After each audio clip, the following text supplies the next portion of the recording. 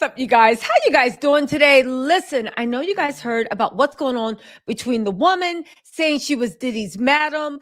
I took a little time to actually research because I wanted to make sure this woman was legit. As it happens, everybody around that time is saying the one thing, and I quote, she is 100% legit.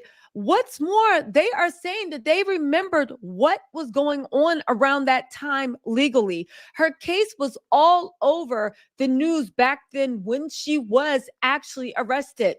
It was a whole big thing. And they said a ton of important people were about to get exposed. Baby, it seems like she was shining a light on what Diddy was doing. Now, listen, I know you guys saw the interview with Popcorn Planet. He had her on. Okay. Oddly enough, you know, she's good friends with Gene Deal. Gene Deal is like the Oscar Wilde of our time. Baby, he is in everything. Make sure you follow that. Listen, we're going to go into the actual specifics, but I thought in honor of this occasion, because y'all want to know answers, we are going to bring one of the best lawyers out there, definitely one of the best lawyers between New York and LA, the Black Letter Law. You guys, let's bring Afi, the Black Letter Law. Let's bring her on board. She is going to help me break down this interview so we can actually see really in real time what's going on, how this hurts or helps Diddy's defense, how it ends there. We are going to debate a little bit. We might even keep questions, take questions from the crowd. Y'all know we love the super chat questions. Really quick, I do want to say, welcome everybody. And also the Black Letter Law, there is a link to her YouTube account. I dragged her on the YouTube. She is so brilliant. I said, we need more people like her in this space. I dragged her on the YouTube. So listen, baby, if you think that she brings value or whatever, there is a link in the description box. Click on that link and give her a follow. Let's get Mama monetized so we can get her here full time. I'm telling you, her voice is needed in this space. With no further ado, everybody say hi to the Black Letter Law. The link to her channel is in the box, and we are going to break down what's going on exactly with Diddy and the madam. Because, baby, listen. We heard what the streets are saying. Let's see what the accredited legal streets are actually saying. How are you doing, girl? How is everything? Thank you for joining us. Oh, Tisa, thank you for having me. And hello to the Tisa fam and the Tattle Tells. I love your people. I love the chats. That's what I'm looking at right now. You guys are awesome. Thank you so much for having me. You know, I watch you every day. And yes, I put you on while I'm doing dishes, while I'm folding clothes, while I'm living my best life. So listen, I aspire to be everybody's background noise, and I'm dead serious because I love putting my faves on and letting them roll out. I put a few of your things on and just let them roll out. Okay, so let's get into this interview, shall we? Again, we are going to do a legal analysis of the interview. Let's go. Let me just fast forward to the good part. 1 second, everybody. Let's just fast forward to, can we skip to the good part? Let's get in to this. 1 second. Okay. I think this is it. Are informants with the feds, which implies that is Diddy himself an informant to the feds? Did they know all along? She's going to drop some serious evidence and tea here, guys, to sort of allude to all of this, which only creates so many more questions I have, but I'm so excited to get through this. So thank you for being here. I want to start with your background. I don't want to avoid that. So you were into your background.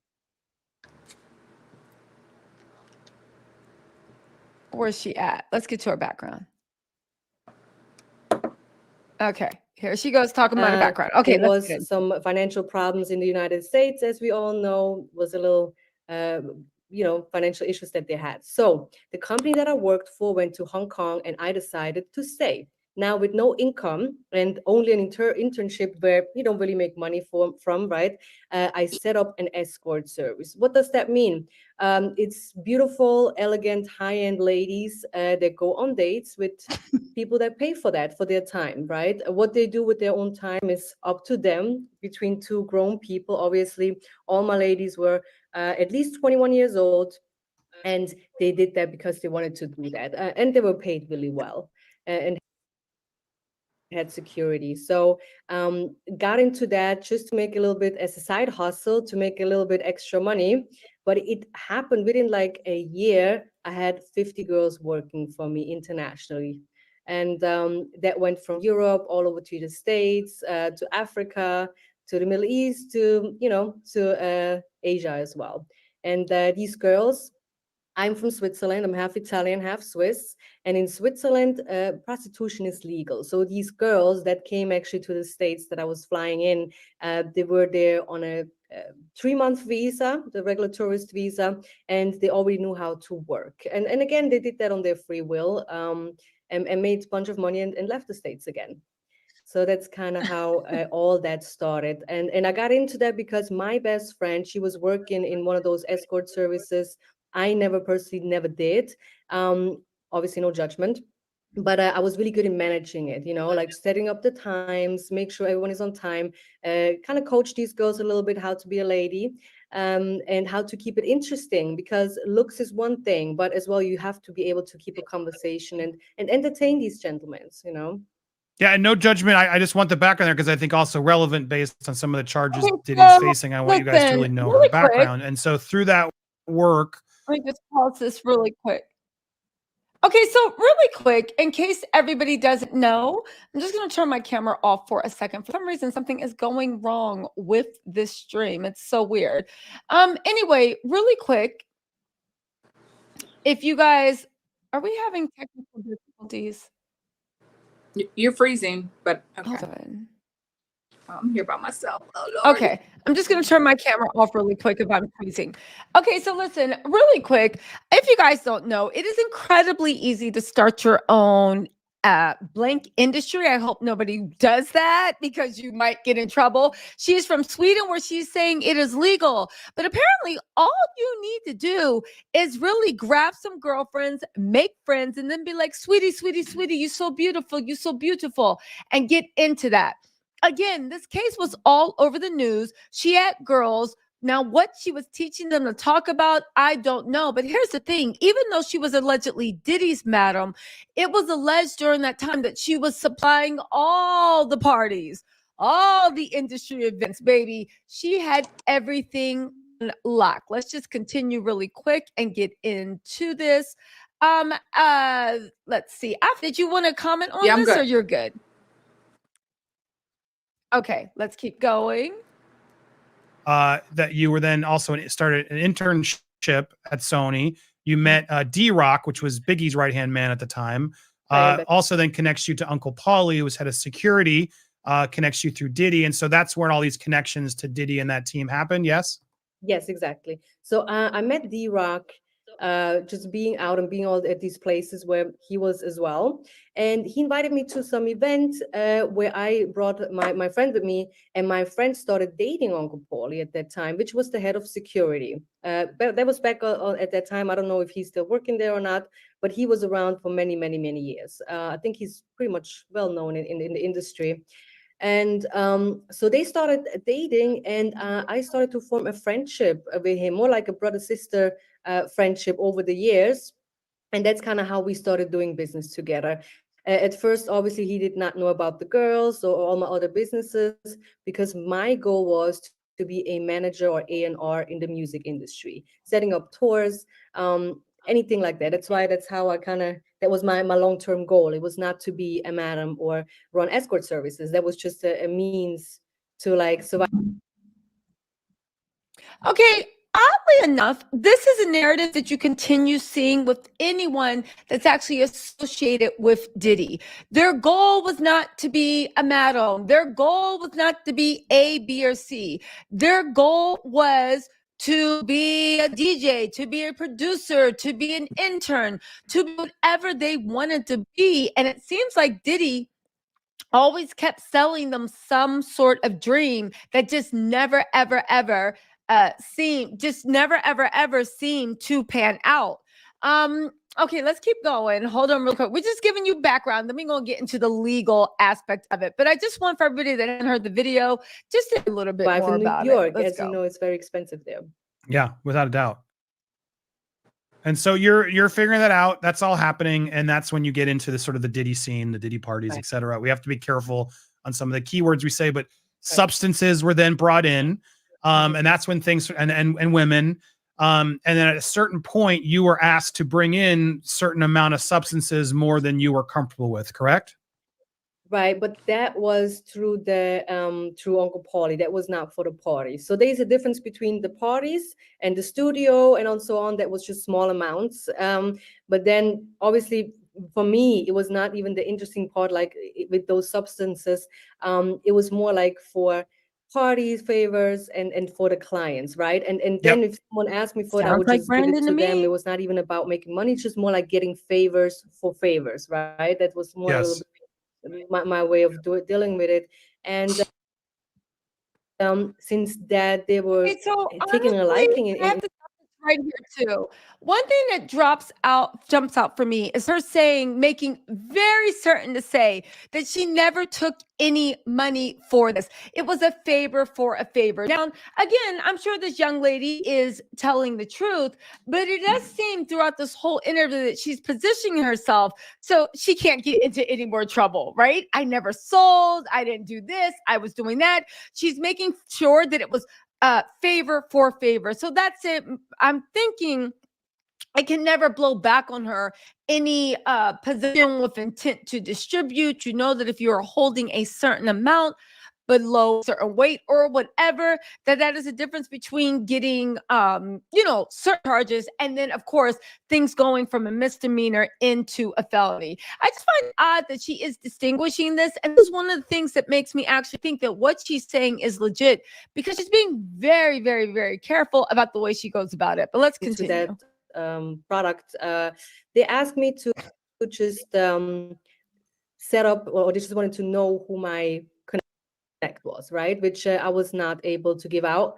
And then since he did a lot of favors for me, I kind of felt obligated, being naive. At that time I was 24, obligated to set him up with a bigger amount, which that it kind of was my big mistake. Okay, first of all, you being naive, girl, you're not that naive. You knew not to give out the name of your connect, because as soon as they got it, they will push you out the way. So she's not that naive. She's a smart businesswoman. And like she says, the prostitute, it's legal in Sweden. So she just thought, we our little Puritan laws in America just didn't apply. But again, she had them worldwide. Again, this goes in the show, and she's saying this happened back in 2014, which oddly enough is around the time that Jonathan Adi said that he was having freak-offs with Cassie and Diddy. Side note, Jonathan Adi did not show up into court again.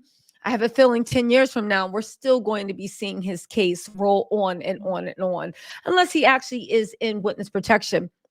But getting back to this was between, I think she said 2009 to 2014. Before we start the legal analysis, just keep in mind that back then, so many people were going to go down.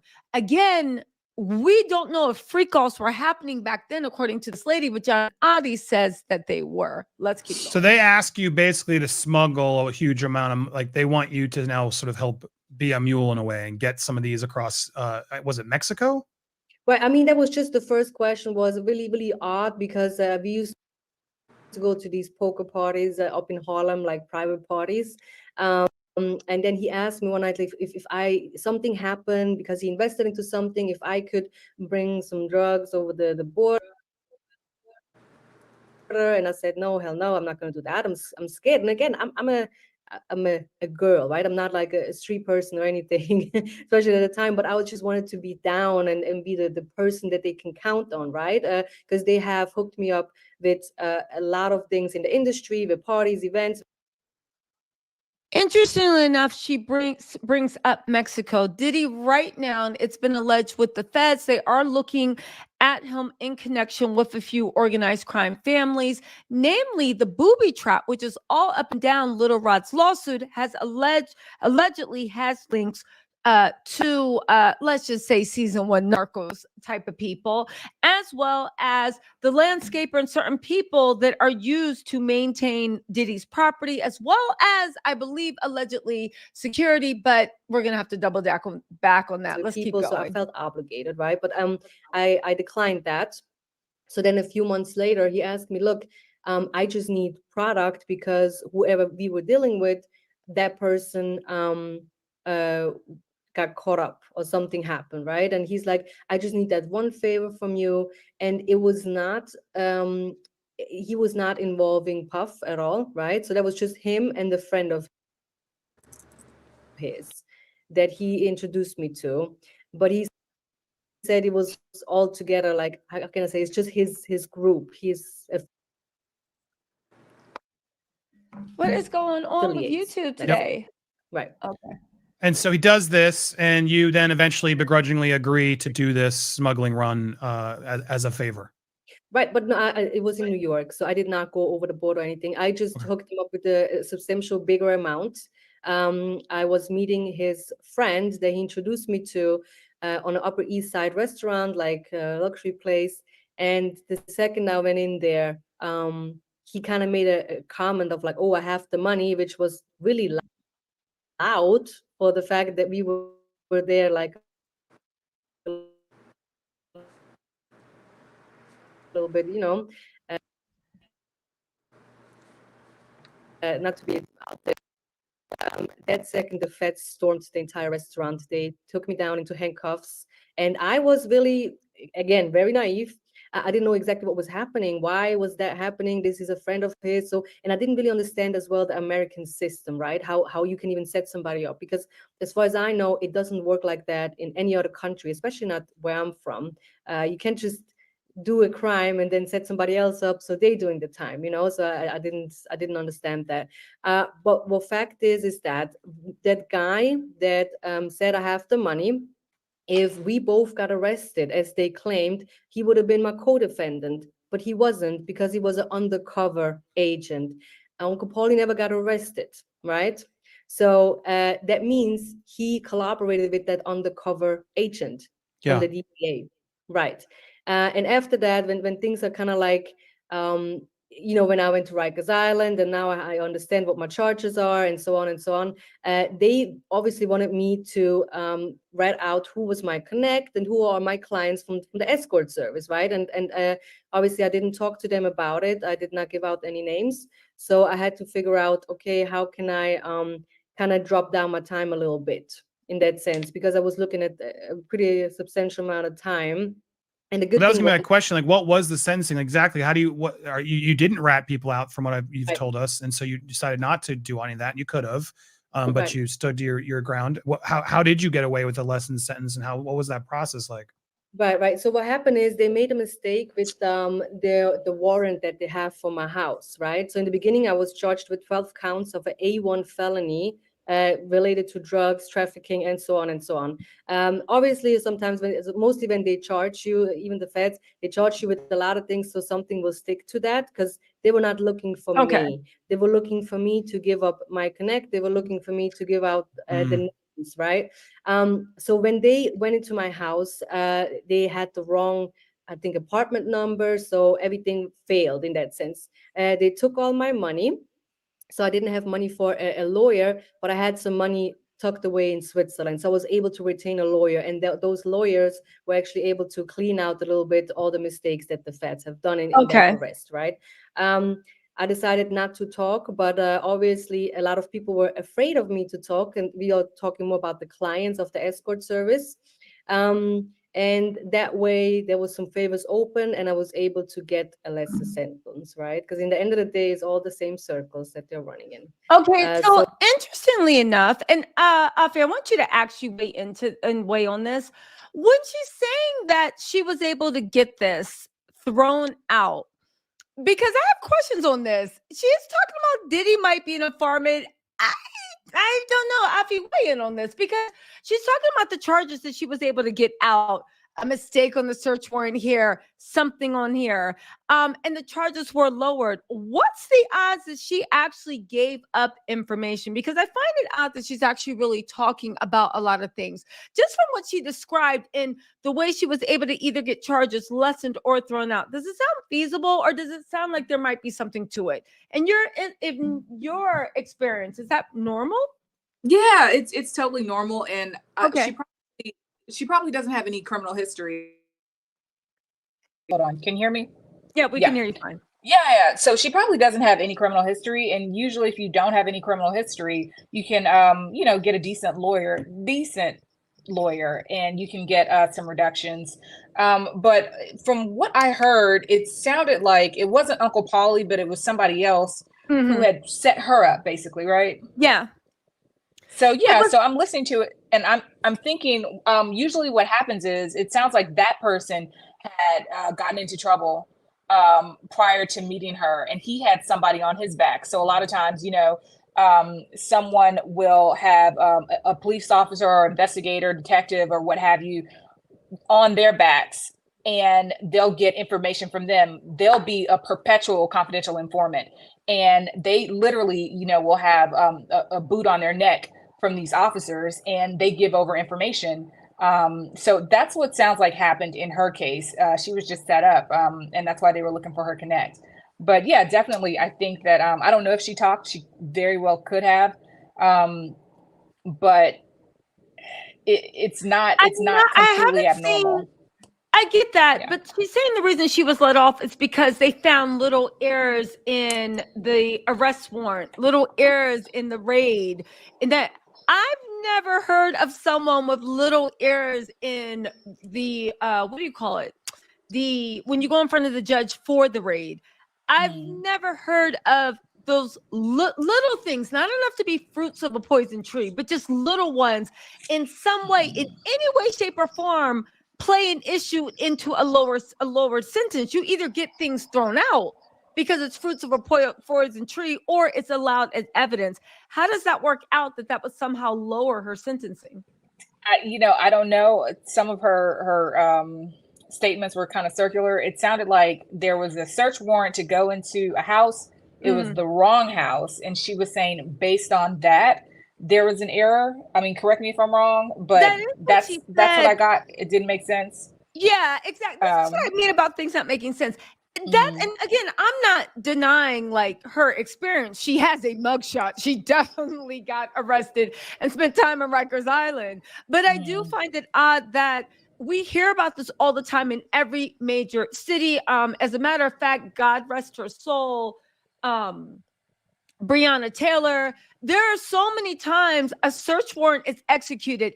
They go into the wrong house. They hurt somebody in the wrong house. They do this, they do that. And at the end of the day, not only are the people in the right house still arrested, but the people that they might have hurt and gone into the wrong house, there's no charges against the cop. It's just the way the cookie crumbles. On top of that, if there is a felony, a murder that occurs in the wrong house, they might even attribute that, depending on what the search warrant was for, to the person that they were actually looking for in the right house. So again, I've never seen them, because she went to Rikers Island. I can understand that they said, okay, like we went to the wrong house. We didn't get information that could help us with the arrest. Throw it out.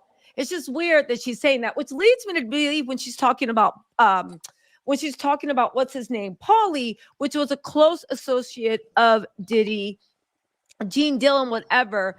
In the next 4 minutes, the story's about to come together. Again, it does make me think what she knew and what she talked about, because her slipping through and the way she does make circular statements, very legally crafted, which makes you think maybe she talked to a lawyer, or maybe she just knows not to incriminate herself any further. But again, just little things. Let's keep going. Hold on, guys. Yes. 1 second. So from the 8 years they offered me, it went down to 4 years.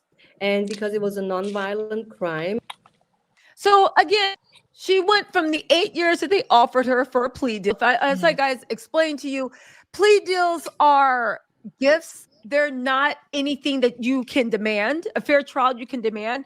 Plea deals are gifts. When the federal government for stuff like that does give a plea deal, usually you are offering them something in exchange. So maybe what she's trying to say is the 8 years that she was facing, maybe that was the maximum penalty because it was her first offense. And depending on what it was, they offered her a plea deal for 4 years. Again, she's trying to say it got dropped to 4 years because there was something wrong with the search warrant, which doesn't make sense. Because if that's the case, your lawyer would be like, throw it all out. So we're guessing these 4 years, maybe she did have information that she could share with the feds, because again, this was a huge case and a lot of big people were about to go down. But let's let her keep going. I was able to do 2 years in prison and then get deported and just get a 25-year. Just I can't come back to the States for 25 years. That's like how kind of the deal was, you know. So you're paying the price. I mean, this type of thing, when you do get deported, it's a great. Affy, why don't you weigh in on this when you say that's a great deal? Yeah, that's phenomenal. Because I'm looking at, her exposure supposedly was 8. She got a 4-year offer. 2 on a 4. Usually with Fed time, you do even nonviolent crimes. You do, I think it's 75% of your time. So this is only 50% of the time plus a deportation. That's fantastic, and they're letting her come back. You've got to like look at who she is and see if she has any privileges that an ordinary American wouldn't have. But I think that's a phenomenal deal. But also at the same time, you got to look at the office and what their priority was at the time. Was their priority her? Was it a bigger person? Was it drugs at the time? Who knows? It just, a lot depends on what your office's priority is and what their mandate is. Yeah, and so we're going to get further into this interview. We have about 3 minutes left. Definitely, you make a good point. If everybody missed it, she said, again, we're wondering, like, and again, listen, save yourself. None of those men or whoever were worried about her, so save yourself. But it seems like she might have been talking just a little, which actually would lead you to believe why she's popping up now. And again, she was definitely on the authorities' radar, so it's not like she's a mystery person. Again, her story checks out. She's 100% legit. Nobody is doubting her story. But, in these times, it's nice to know where everybody's loyalties lie.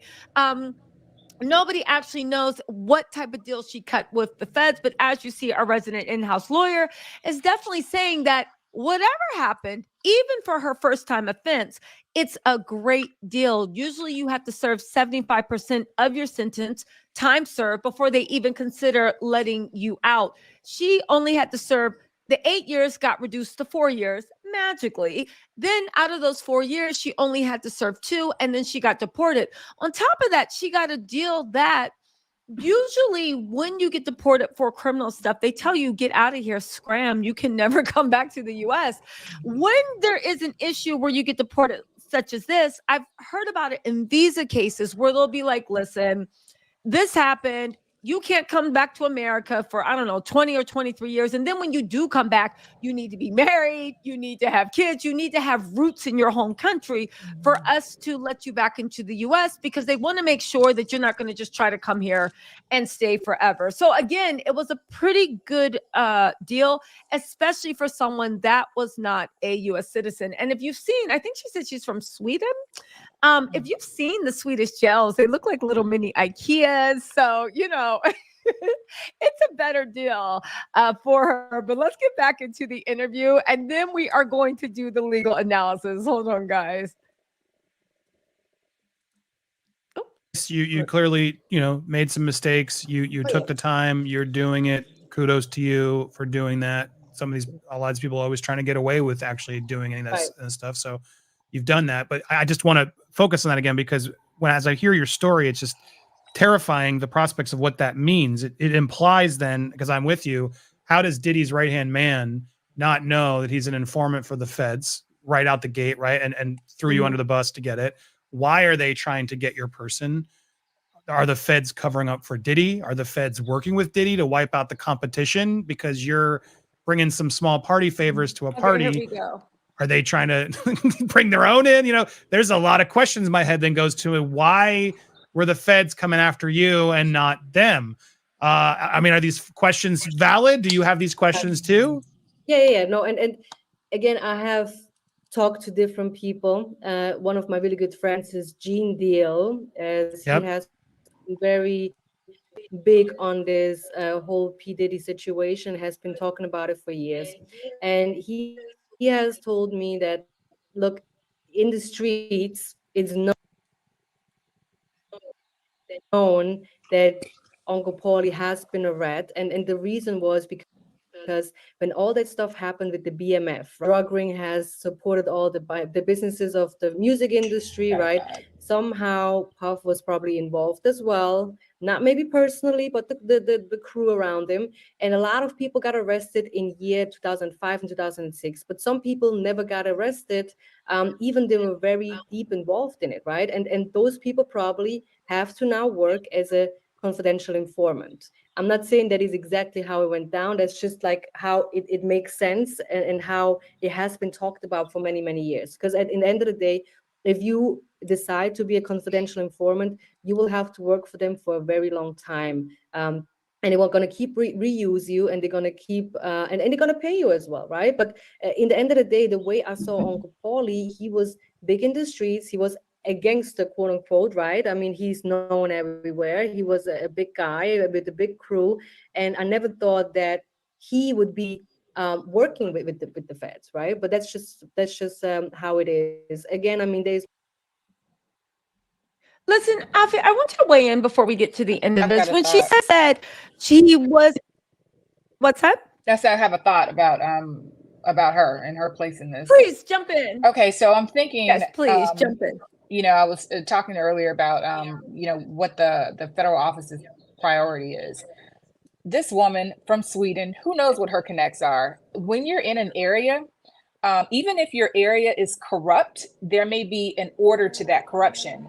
You know, officers, federal officers, local officers, they know who's who. They know the connections, they know the entry points, they know the exit points, they know the distribution points. But if you have somebody new in the game coming in and you're disrupting this order, even though it might be corrupt, it's not chaotic, it's an order and it's predictable and things are running smoothly. So maybe they were looking for whoever this new connect is, whoever's bringing in this new product into that's the only one thing I can think of. That's actually a really interesting theory that actually would float, because she did say the guys that set her up wanted to know who her connect was. She was like, I'm not telling you that. So they took her out to like a really nice restaurant on the Upper East Side. Which one you think it was? She said it was fine dining. I was going to say Danielle. I know, literally, I was like, is that Danielle's? But then I was like, I think Danielle's is in the Time Warner Center. No, the Columbus Circle.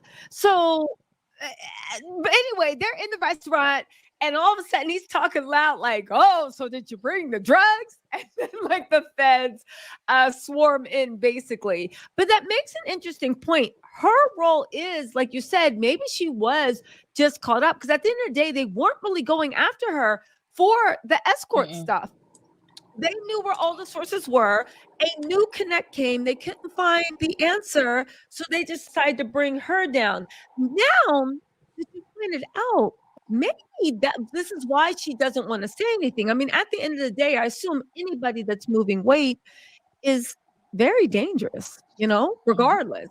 And I assume they can get to you wherever you are at in the world.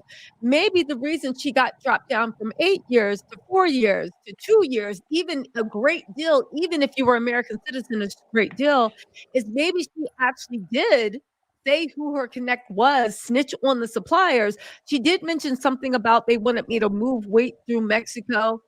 And again, maybe she just said some stuff about, oh, no, I had a good lawyer. And that was it. So now things are starting to make sense about how she got that reduced, possibly. Nobody really knows, unless you are the attorneys, what happens in a plea deal. But this is actually a really good theory on what happened and where her role in the situation. Let's get to the end of this. We only have like about 2 more minutes, but we have some really good tea coming out of this. Hold on, guys. Okay. If it wants to start playing. no other way around it, or that I misunderstood, or a mishap happened. No, because he would have been locked up as well if he would not have been working with the feds. I guess I have so many questions, and we're going to talk about a lot more. But in this installment here, what do you think Diddy is also an informant for the feds? Before we even get to the recent allegations, the raids, based on your experience and what you went through, is that a possibility? I personally think yes. That's just my opinion. That's not a fact. But I think yeah. With all the things he got away with so many things over the years. I mean, yeah, and he has a lot of power, right? And he bought a media company, so he has just,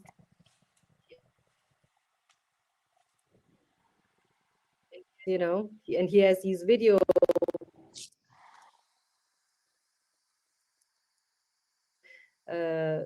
of all these influential people, as we heard. Ooh, right? I'm going to stop you there because I want to get into that. I want to get into the raid.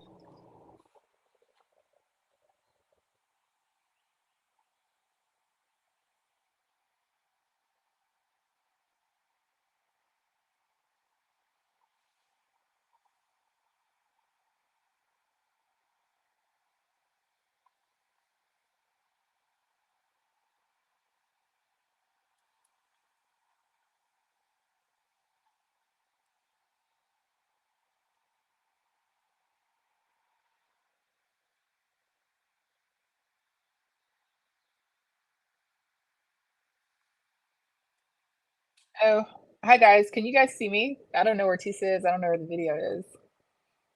Can you guys see me?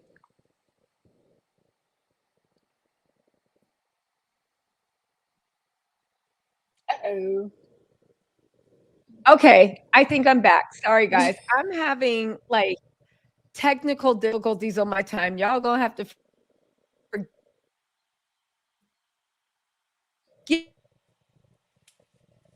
All right, let's see. Can you guys see me? Okay, I just heard Tisa. Okay, so I will talk until YouTube shutting the F down again. Oh, Tisa, is that you? Okay. That was when we start YouTube is talking. having technical difficulties with their live.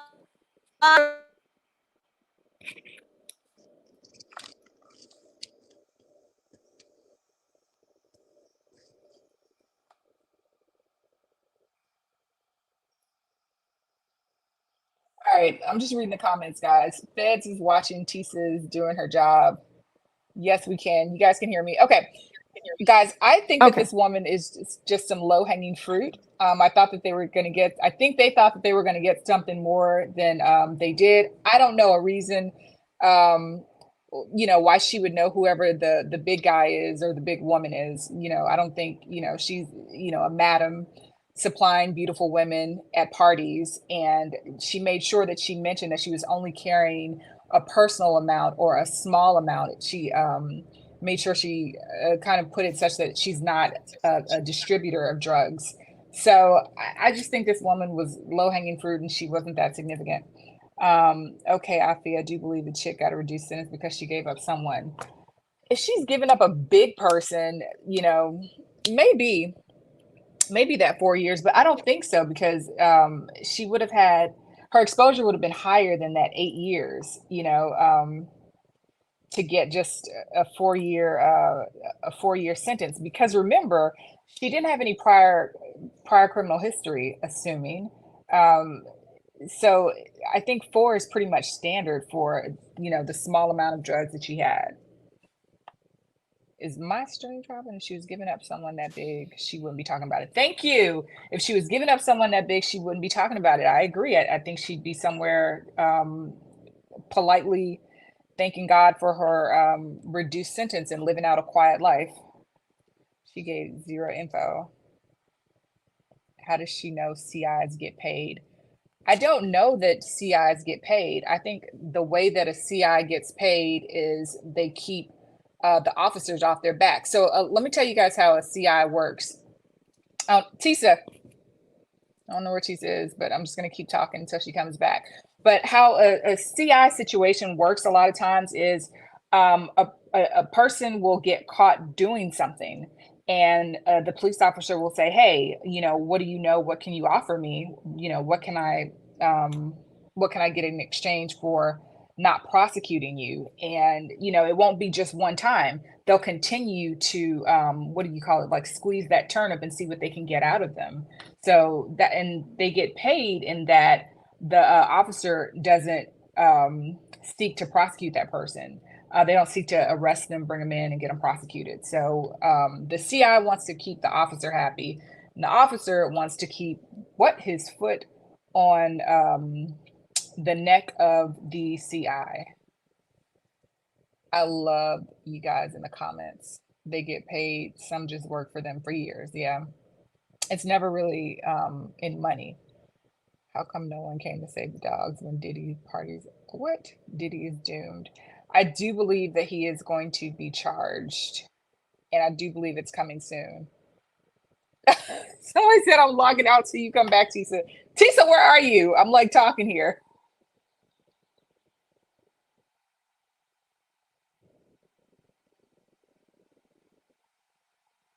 Thank you, Jess. I'm trying. Is this lady in the blue shirt a lawyer? She's cute. Well, yes, and thank you. But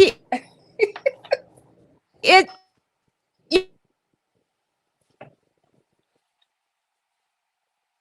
All right. We're still a little choppy. Also, I want to say, like earlier when this woman was talking and she was talking about prostitution, I didn't think it was a big deal. Soliciting a prostitute is a misdemeanor, so it's never a big deal. With respect to the time that you would get or your exposure, meaning it's a misdemeanor, you'll probably get 6 months. If you have, and you'll never really do 6 months, it'll just be like maybe a 6-month suspended sentence or something like that. So soliciting a prostitute is not a big issue, but soliciting a prostitute that's underage or, you know, that's a huge issue. And then, you know, that's felony, of course. And then soliciting a prostitute when the, you know, prostitute is being trafficked and she's, you know, it's against her will, that's a big issue as well. But what this woman is talking about, just providing prostitutes, is not a big deal, I guess, with respect to criminal consequences. I think it's important. Hey, I think it's important to point. I'm fighting for my life over here. Me too. I think it's important to also point out that all this stuff was going on between, what did she say, 2004 and 2014. Let's not, but most of it was between her heyday, 2004, 2005, 2006, 2007, 2008. Let's not forget that blank trafficking actually became a big issue in about the last 10 years. Before that, even if you were a madam and you were moving girls, they didn't have a federal minimum and maximum time because it wasn't recognized as a serious offense. So instead, like you said, it was a bunch of little offenses that might add up, but nothing like it is now. And if you find out somebody has a brothel of 50 girls, the first thing you're going to be hit with is a blank trafficking charge. So let's hear it for the federal government for actually codifying what has turned into modern slavery. But let's actually talk about this when she talks about being a forever informant, because this is what I wanted to actually get with you about. People have talked for a while about Diddy actually being a possible federal informant. Okay, now there is some paperwork, some documents that would lead you to believe nobody actually knows what's going on because, you know, of course, they keep that very close to their chest because somebody shouldn't be able just to look up and be like, oh, yeah, you're an informant. If that's the case, you know, every criminal undergirl would look and be like, okay, informant here, informant there. So my question to you would be like, let's just play the world of hypothetical. Let's just say that Diddy is an informant on state and local level, or perhaps Diddy is a federal informant, maybe not Homeland Security level, but maybe FBI level. How would that play out as opposed to him looking at these current sentences? My one question I've always wanted to ask you is, have you ever heard of authorities, state, local, or federal, taking down one of their own? And if they did, and when I say one of their own, an informant, and if they did take them down, why do you think that would happen? So, no, I haven't heard of anybody, you know, off the top of my head that I can talk about, you know, them taking down one of their own, like anyone of note. But you have to understand, there are two things. Is this arrangement a formal arrangement or is it an informal arrangement? That's the first thing. At what level is this arrangement made? And by level, I mean, what level of power, and by whose authority? And then the third thing is you have to remember there's always going to be a changing of the guard. So, supervisors come and go, elections come and go. So there's always a changing of the guard, and that deal that may have been in place for 8 years or 12 years may not be in place right now. So, that's always a big issue. Even when we have, just same example as when we have a change in presidents.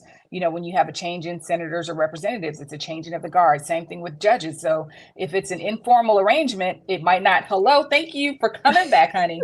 If it's an informal arrangement, it might not be in place anymore.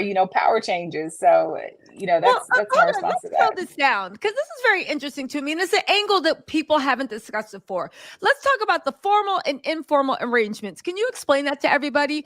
If you are an informant, or if anybody is considering becoming an informant, right?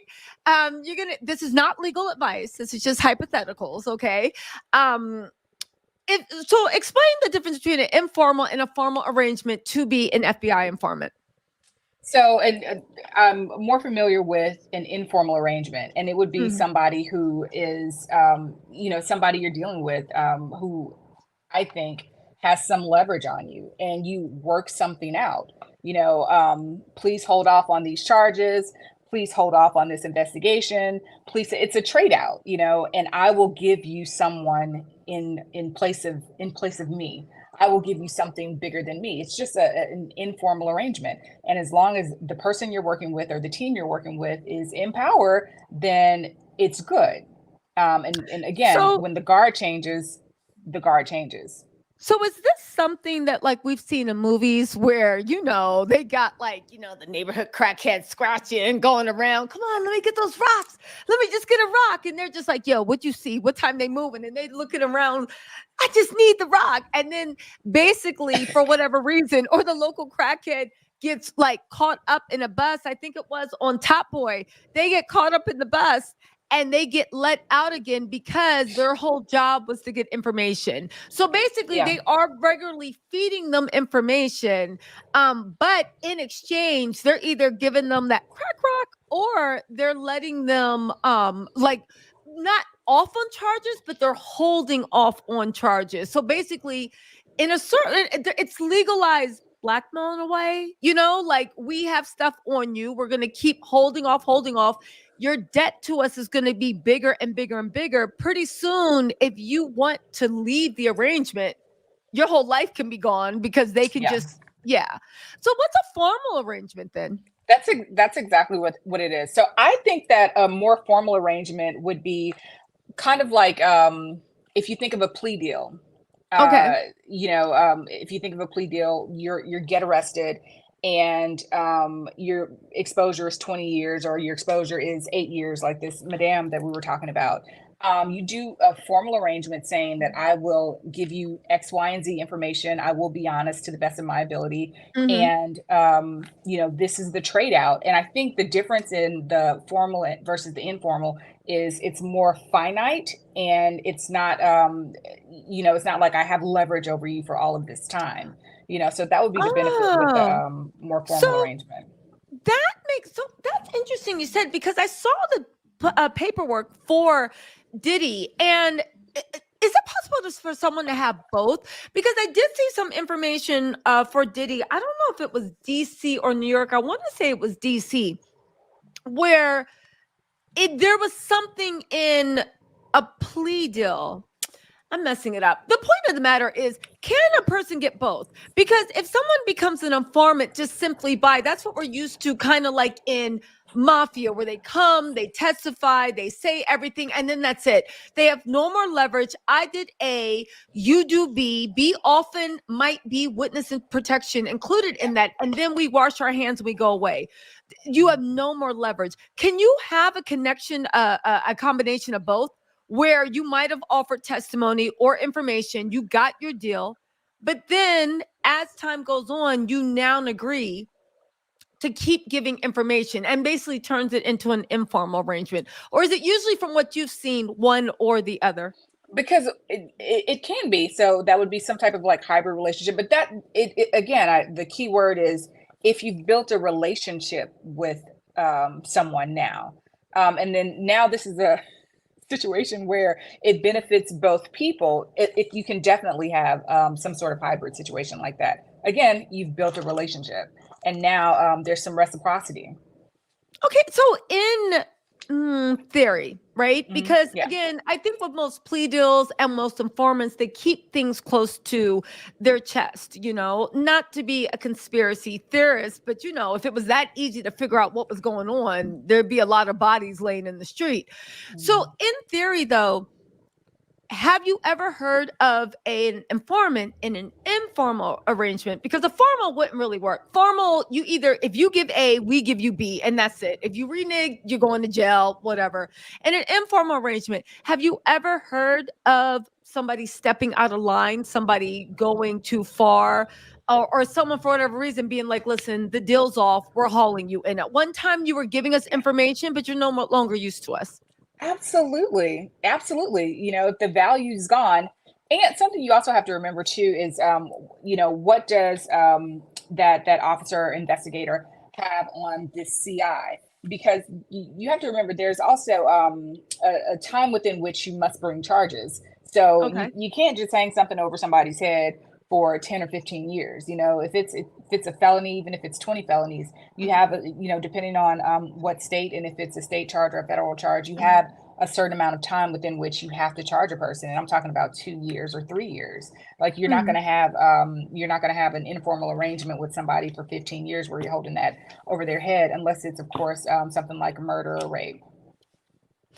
Okay, that makes sense. So have you ever heard of, before the informal arrangement, whatever they're holding over their head is set to expire, they actually move in on their informant?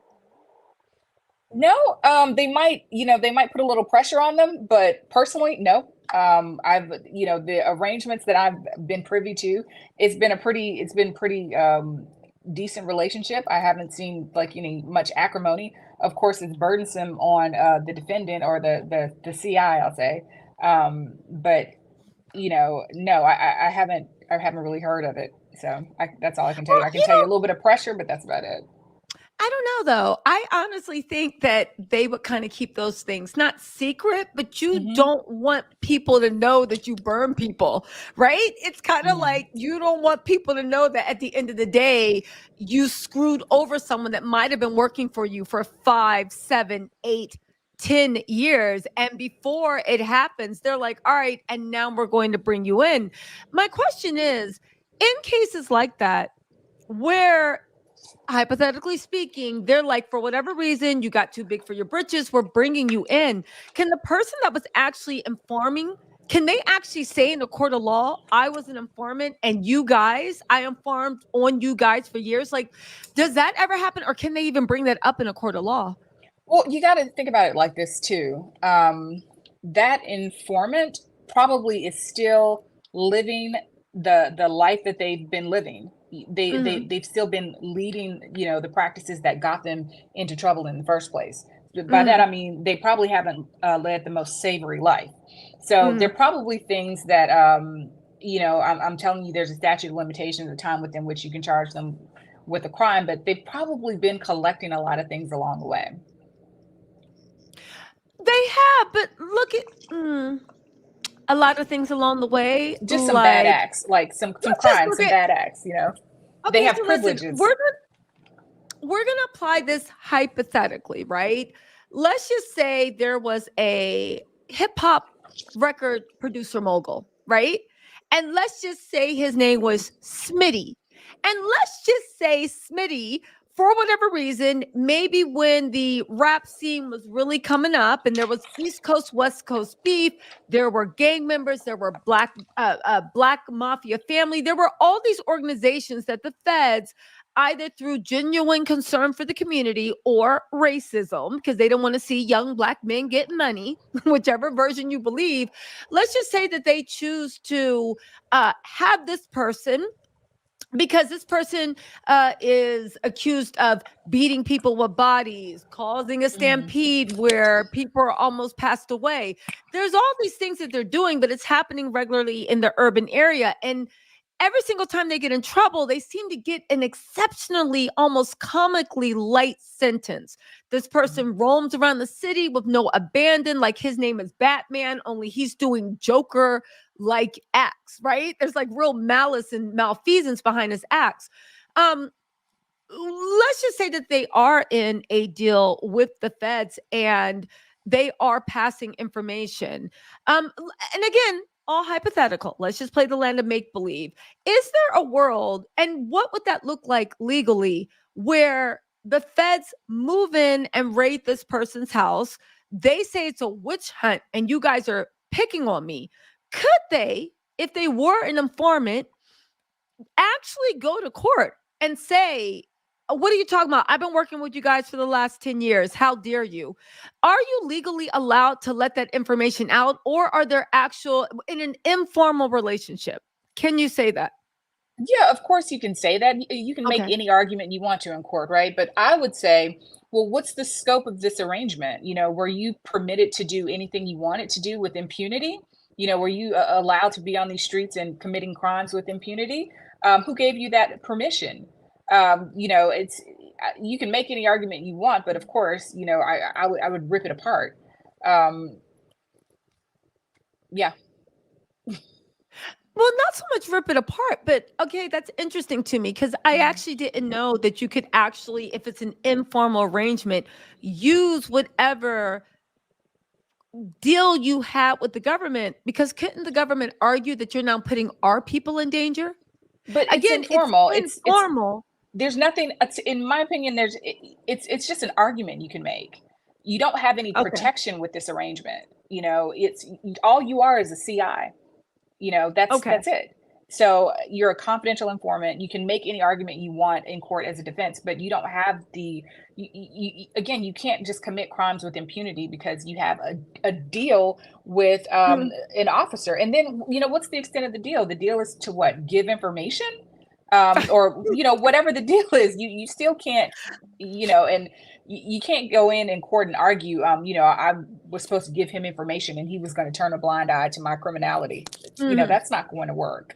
Right. It's just never going to work. And No. with the government, would those sessions, let's just say from the government's point of view, would the actual trial be public, or would the government be like, listen, this confidential informant is singing like a canary. They're trying to create a spectacle for media. We still have operatives out in the field. We need this to be a closed court, closed docket, or whatever, to protect our people still out in the field. Was something like that? Could the government do that to keep the person from turning this into a media circus?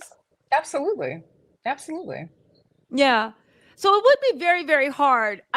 Okay. So that's most of my question. It would be very, very hard for Diddy to try to kind of put the government on trial in the court of public opinion, because one, he probably, if, again, this is all hypothetical, one, somebody such as him probably committed so many crimes, deferred. And second of all, that's your defense. Because of information, I was allowed to just, I think, I don't know what's going on with Diddy. I don't know if he's got any type of, if he's an informant or anything like that. But if he is, I can say that the guard has changed and he is no longer protected. So I would look to see, who's been, what transition of power has happened, within the last 2 years, because he's definitely completely unprotected. Isn't it? Who is it? Letitia? Who's the DA of New York? I don't know. Or the state attorney? Letitia Davis. Who's prosecuting Trump right now? She was the state change of guard that happened 2 or 3 years ago. I think, what's her name? You guys in the chat, help me out. I think her name is Letitia. Hold on. I think that's who the change of guard is. Alvin Bragg is the Manhattan Yeah. District Attorney. Letitia James. He's new in, but Letitia, she is the AG, I think, of New York. Hold on. Yes, Letitia James. She is the Attorney General of New York City. She's the 67th Attorney General of the state of New York. It's funny you say we need to look at where the changing of the guard happened. Alan Braggs, I believe, and Alex, God, what's his name? Alvin Bragg and Letitia James were the new blood that just came in. Like you said, look in the last few years, what happened. They're the new blood, and they are the people, especially Letitia, that bought in the Trump prosecution where nobody said it was actually going to happen. So that would be a change of thing. Interestingly enough, also, can I ask your opinion on the fact of, at one time, my sources were telling me that New York City, New York State, and CSI, that is the HSI, Homeland Security Investigation Team, were all at one time investigating what Diddy was going. And then the Fed stepped in to take over the whole investigation. Why do you think that is? If this is true, this is hypothetical, but why do you think that this is, why that could happen? I don't know. The feds, they always unceremoniously come in and take what they want. If they think that they have a solid case and they can handle it, they have a lot of power, a lot of reign. So I don't know. I've dealt with a lot of state cases where the state decides to drop it and the feds just come in and do what they want to do. So but I mean that's something that's like not in my wheelhouse, but I've mostly just dealt with the state level and seen Okay. So you've dealt with the state level. I have heard that the feds come in sometimes when cases are easily corruptible. Now, again, I'm not implying, far be it from me to imply, that New York State or New York City is full of corruption. I find it very, very odd that if any of the things in Little Rod's complaint can be believed, Diddy was running around these New York streets with abandon, inflicting grave violence on his lover, Cassie, and numerous and Cassie's friends. If Cassie's complaint can be believed, he was running the streets of Los Angeles, shooting people in bathrooms, if Little Rod's complaint can be believed. And although these things were investigated, they were not, in fact, and when I say investigated, cursory investigations. For instance, the hotel security never reported to the police. The police showed up at a door, but no arrests were making. With the shooting and Little Rod's complaint, nothing ever came of that. They investigated that time and then they just let it go. Do you think sometimes the feds might step in when they feel that maybe state and local, for whatever reason, might have their own agenda, their own thing that's going on, and they want to step in just to make sure that they can actually control the investigation and maybe even get a little bit of the glory for themselves? I think glory is always on the table, but it's also who has the superseding jurisdiction. Sometimes the state might have jurisdiction and authority to prosecute, and sometimes the feds will have that jurisdiction. So I think that's one issue as well. Yeah. Let's see. Hold on. Can you explain superseding jurisdiction for everybody? Yeah. Hold on 1 second. So it's kind of like, let's see. Let me give it. So superseding jurisdiction, is it kind of like every crime is committed in, there's different crimes, but if most of the crimes involved interstate, if most of those crimes involve interstate wire fraud, interstate trafficking, interstate this, interstate that, right? And they aren't crimes contained in that district primarily, that the feds can actually supersede and say, listen, a lot of the crimes are federal. This is a danger to the public. We need to take over to make sure in the in the interest of justice, everything is tried in the most efficient manner. Or what does it mean? Helen? So sometimes, like let's say I was trying to think of like a simple crime, but you can be charged with a crime in state and federal court. Sometimes if it's too expensive for the state, if they don't have the manpower, if they don't have, I guess, the capacity, they can turn it over to the federal government and they can take it.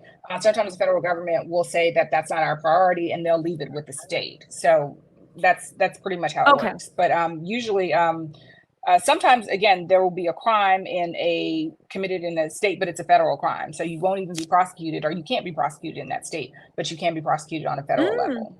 So I guess I'm trying to think like marijuana in California. You know, It's not a state crime, but it's a possession is a federal crime. And I'm not really familiar. Is that the same in New York? Go on. I don't know what the marijuana rules are in New York, but I'm just thinking of just dealing with like marijuana and money you get from marijuana and that you put in banks, and then when you transfer that money from like state to state. So I heard about that. So if you guys don't know, marijuana is still illegal on a federal level. So hypothetically, if you were going through TSA, flying from New York to California, and the TSA agent wanted to be petty, right? They could get you up on charges for possession because you are not allowed federally, and anything going interstate usually deals with federal. They could technically hinge you up. Now, what's that? Oh, I was reading the comments. I'm like, I'm a lawyer. Somebody said, I've seen this young lady before. Yes, she's a lawyer. This is a regular in-house lawyer. Also, you guys, there is a link to subscribe to her channel. We are trying to get her monetized so she can start doing this full time. And y'all got to hear me run my mouth all the time. Y'all will have a few channels to pull from. Make sure you guys, when you get a chance, click on that link. And subscribe, and then hurry back here and give me a like. Too much? Okay, fine. Baby steps. Subscribe to her channel. You can give me a like on another video.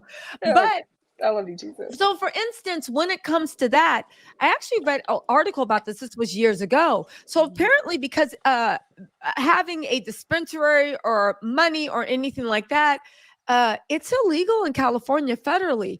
Banks, any bank is insured in America by the FDIC. What does that mean? If all the banks crash, you are guaranteed that minimum deposit amount. I don't know. I thought it was 175, maybe it's 250. I don't know. 275. You have to look. If you have more than that, congratulations. And also diversify and spread your money out in case the banks fail. You can get all your money back. But that's just something to think about. The whole point of the matter is, so when these dispensaries and shit are making money, and they are making big money, they are not allowed to put their money in any banks because all banks are basically insured by the government. Because of that, they have rules. The rules which were created during the heydays of Miami Vice and when Colombian dancing desks were making an influx into the country, which, by the way, it wasn't Reaganomics. If you listen to economists, it wasn't Reaganomics that actually gave a boom to the economy in the 1980s. It was the fact that all that drug money was coming into America in mass amounts, and there were no money laundering laws. There was no laws against that money. So all that money from overseas, Latin America, wherever, flooded into America. We are talking about billions of dollars, okay? And what they did is they made those laws, and basically an iron curtain came down, and boom, all that money was trapped in the USA. But there's more, okay? So that's why those laws were actually made. If you want to be a cynical, to trap that money in the US. If you want to be actually practical, all right, y'all can't just be using America to keep money so you can be safe while you're running a criminal organization overseas. And it actually was encouraging the criminal organizations to come to America and set up shop, since they could actually do things with their money with abandon. So anyway, cut to the 2000s, right? We're in, marijuana is legalized in California. All this stuff happens. However, the federal government is like, not so fast. We still think that shit's illegal. We don't care what California state makes you do. That money is illegal. Money is under the money laundering, the Anti-Drug Money Acts. You can't put it in the banks. Now, that was meant to discourage. This is what they said on paper. It was meant to discourage people from opening dispensaries, because the federal government can't tell states what to do, but they can make it very hard for states to do what they want. So if a state makes it legal, but the federal government does, as long as the feds can't catch you, we can't tell you no, technically, but we can make it very hard. So what do? We're going to say you can't put your money in banks. That created a whole subculture of privatized banks where people would regularly make runs once a week, once a day for popular dispensaries, where they take everything over armored guard style, over state laws into one holding place where all these dispensary people keep their money. Now it's very expensive, but also it's super, super well staffed with security, because you can imagine, right? If we can hit this bank up and get this money, and let's also not forget, if we do it, it's not like they're going to hit us with bank robbery, because it's not a federal bank. So the security is like Fort Knox. Interestingly enough, the cartel actually got involved because, baby, they can supply some of the best security out there. So it's just a weird thing about something made illegal. There is still a black market that's actually a dangerous black market in who's going to guard all that money and hold all that money, because again, the banks said no. But anyway, sorry to take you guys off on that tangent, but yes, this is the That was example beautiful. yeah, but this is the example you were talking about, where something is legal in the state, but not legal in federal. And sometimes the feds will supersede and be like, we have it. Again, we talked about it also on this channel, the glory.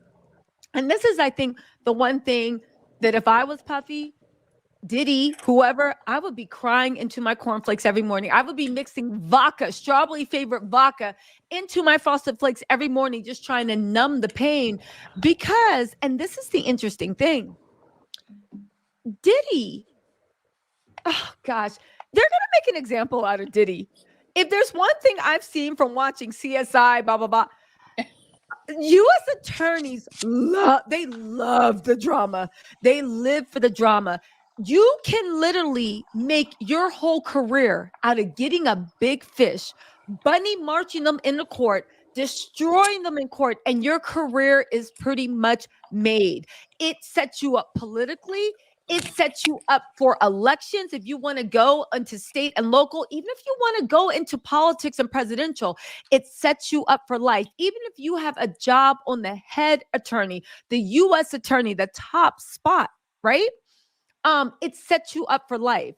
Afi, why don't you tell us a little bit about that? And again, we have, with all due respect, it is a game of who can you bring in. It is a lot for clicks and views, not only for their careers, but also it's a powerful deterrent for anyone that might be thinking of doing the same thing. I mean, for God's sakes, I thought about every time I fill out a application for a car or a rental. Remember what happened to Teresa Giudice? Like, even it gives you pause, because for everybody else that might make a similar crime, you look at how harshly the feds dealt with someone that you might have sympathy for, like Teresa from Real Housewives of Atlanta. And it makes the average citizen think twice, because you realize like somebody's life was ripped apart. But what's your take on that? So yeah, just going back to what you said, talking about the glory, I think it's a big deal. And I think AUSAs, they all have their different departments and they all have mandates. Sometimes, different groups will go after drugs. And again, it just depends on what's on the agenda for that, the head attorney general. What are his marching orders? What are the big issues facing the region, facing the nation? So it might be drug enforcement.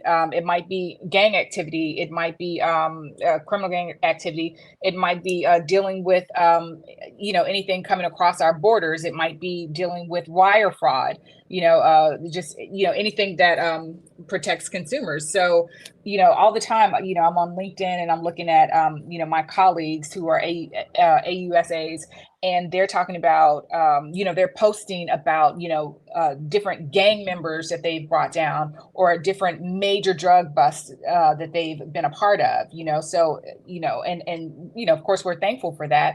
But a part of it is, of course, glory, and for a particular person to get to the next level in their career, which I think is normal. You know, it's not anything, you know, I can't judge them about that. You know, everybody wants to rise in their career, but you know, when you have a big fish on your hook, you're not just going to let them go. You're not going to give them a deal. You're going to get everything that you can get out of it. You know, you're going to try and reel it in and fillet it. Exactly. Really quick, I want to thank Holly W. Holly W, if we can. Okay, there you go. Oh, you guys, I'm fighting for my life in this live, but we're going to get through it. Holly W said, come for the scandal, stay for the receipts. Thank you, Holly.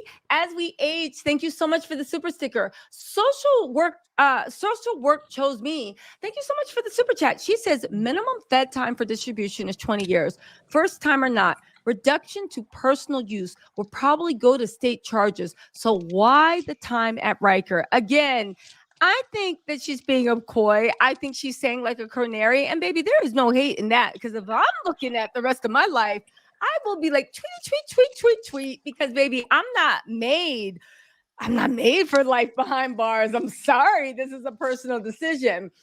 Miss Notoriety 2013 said, Tisa the Inspector doing us a good deed. Oh, thank you, Miss Notoriety. Also, everybody say thank you to Black Letter Law for sticking through this little live that is, don't worry, girl. Next time you come on, it will be better. I don't know what is going on, but it will be better next time. Vicky Bell, thank you so much for becoming a member. And son, what's up, son? Said Tisa too much truth on YouTube. On the live, YouTube is buffering. I'm blocking the super chats. Tip your server, folks. This is hot tea, hot in the butt. Listen, YouTube, I don't know what is going on with YouTube, but baby, we're going to see this mountaintop. Again, I wanted to get your opinion on social work chose me opinion. And thank you again, son, for the super chat. Yeah, please jump in. Yeah, no, I'm just thinking, you guys were talking about Rikers. I thought that Rikers housed like local inmates, like state inmates. Does Rikers I know it closed. Let me look it up. Riker is for local or Fed inmate. Let me check this out because thank goodness I've never been to Riker, so I know what type of prisoners go. Yeah, it is for people it's for people who are convicted and sentenced to 1 year or less jail time, misdemeanor, or So they're that's awaiting state, trial. okay. So that's state, because she kept talking about she went to Rikers, and I'm thinking she went to Rikers when she was arrested and when she was because she never, I don't know if she said where she served her time. Yeah, it's still local offenders awaiting trial, serving sentence for 1 year or less, or temporarily placed there pending transfer to another facility. That's when she was arrested. I feel like when she was arrested, she was being held at Rikers, and I don't know if it felt like she was saying that for some sort of to cred to buoy her. I mean, I've heard about Rikers. That made me being like, oh, child, what security? That made me grasp my pearls. Nobody wants to be in Rikers. Hold on, let me turn my cam back on. I hate what is going on with this stream, but I'm so glad you guys are here. So the madam got federal charges. So she said did she get federal or state? She said Fed, but then she said it got reduced. Again, she kept going in and out. I don't know. Again, I remember when this happened. Well, not remember, but remember from my research when this happened. But I will say that she kept going in and out. I do know that you have distribution. She said that she started off doing party favors and then she started getting more and more and more. When they had her, she wouldn't give up the connect. So I don't think at that point she was anybody's mule. I think she was the connect. I think she was getting the money for it. And I think the women that were working for her were probably her mules. I think when she sent the girls probably had party favors. Again, this is just my speculation, but she sounded like she was an astute businesswoman. And that's what I would have done. Like, okay, I'm the connect, right? I saw Griselda with Sofia Vergara. I know how to do this. I know how to do this. I'm going to get the girls. I'll send the girls in with the party favors, and now it's 2 for 1. You do what you want, and you bring back the money for the party favors, and we're cool. But she was working for somebody. Your people are I so smart. Like they know everything. They're like on top of it. do. Like They reading do. They are comments. little legal eagles. Half the Oh, time, I'll be like, I you know, like them. yeah, they are super, super smart. Yeah. Listen, I will say, you guys be schooling me, right? Info. They be schooling me. Sometimes I'd be in the comments like, that's right, that's right, that's right. Oops, sorry about that. So listen, let me ask you a question, right? We gotta talk about Diddy, because this is the thing everybody wants to know. If Diddy actually goes down, right? I've heard from my sources that listen, an indictment is coming. Now they do have to write the indictment up. They are doing everything when the feds come at you, especially Homeland Security. They only want one bite at the apple. They're not going to drop the thing. So if he is, what do you think the potential charges could be that he's facing, given what you've heard in the media? I haven't really heard anything in the media of what the potential charges are going to be. I know I have my thoughts. Well, that's what I mean. Given from what you've seen yeah. in the media with the raids, and just again, everything that you've seen play, assuming that what's being alleged is true. Okay, we're playing hypothetical. What charges could he be facing? And could you tell us everything you could think of, from the biggest to even things that you're like, okay, that's a reach, but you could potentially be hit with that? Okay, so I have 3 big things. First, definitely sex trafficking, just because of so this is something I have definitely seen in the media. All of his former employees or friends and associates who. Oh, really quick, Yeah. not to interrupt you, it's YouTube. Let's use blank trafficking. Oh my blank God. Worker. Yeah, no, that's okay. It's okay. It's okay. Go on. Darling, I don't know. Okay. Okay, so okay, so I definitely think that he's going to get the blank for minors and adults, because even if you think about Cassie Ventura and her initial complaint, she basically said she was what's the word we're using? Trafficking. Moved from place to place. Okay, good, I can good, say good. trafficking. Okay. Yeah, you can say She was moved about. Okay. Okay. So, but everybody that's recently been in the media, again, his former friends and his former associates and employees have said that he's got videos, and it's been alleged that there were minors on those videos. So I think that's what they were going into the house to look at. So I think those are 2 big charges right there. Adults and minors. The second one is, can I say the D word, the 4-letter D word, DRU? We'll call them rugs. Rugs. Persian rugs. There we go. Rugs. Yeah, so trafficking rugs. I think that's definitely something that's going to come up. And I think that would be an easy get. I think I don't know if it was in Cassie's complaint or Lil Rod's complaint, where, we were told that those, the bottles of alcohol were filled with slips, which I'll say the word backwards, I guess. Okay. So I think that's a super easy charge. And then the third and the easiest charge is so easy to get somebody on financial crimes, some sort of wire fraud or mail fraud crime. I think that's super easy. And those are my top 3 that I foresee. Okay. That's just easy to hand down. Also, I just had a brain fart. There was one more. Yeah, there was one more. Well, let me ask you a question while you're waiting to recall. Just jump in if you think. What about the issue with, and listen, I have my own theories on this, but I want to hear yours. The way everybody's saying, I'm not a blank worker for Diddy. You're on a state level, but how would one go about proving that somebody's not a blank worker if they're not in the room with them to actually see the trade-off? They didn't see them getting busy, and they didn't see money exchange. So how would one go about proving, or how could somebody prove that, like, girl, stop playing, you were?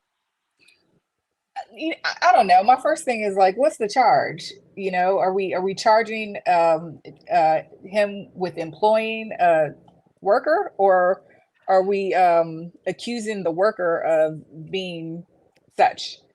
No, I think the charge would be, I think with Little Rod trying to say that he forced Diddy forced him to participate in recruitment of blank workers. And these blank workers, Diddy also used them to try to blankly assault Little Rod. So that would be the accusations, what the charge would be. But I think if he was a hit with a trafficking charge, it would basically be being forced to partake in that. I don't know what the charge would be, but it sounds illegal to me. How would somebody prove I wasn't a blank worker? This was all consensual. How does one prove? I know the government sometimes, I don't know, but sometimes they have trouble proving blank workers.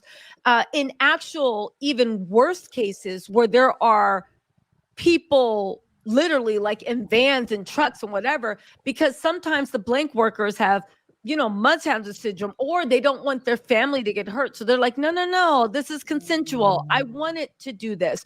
Nobody's forcing me to do anything. But how do you think the government could actually force? Is someone saying, no, you forced me to participate in this? And some of the blank workers are saying, no. We're just friends that I pay money to, or they pay me. How could they prove that? I know that there's transactions, right? For instance, I say that you're a blank worker. You say, no, I'm his personal trainer. But when they look at the wire transactions, you only see your personal trainer 5 times a year. And when you come, you stay for 3 days and there's like a transfer of 25,000.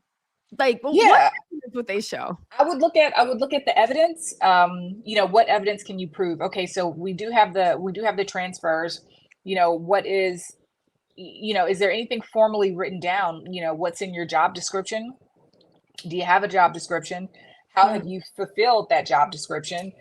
Is there evidence that you are, what evidence do you have that this person is being paid in exchange for fruitful activities? Yes. So it just really comes down to evidence or even lack of evidence. So again, what if you don't have a job description? What have you done toward whatever your job is? What's your job title? What evidence do you have that you've celebrated yourself with this person and other people, or even 1 or 2 or 3 particular people? It's just all about evidence and what do you have to corroborate the accusation that you are a blank worker?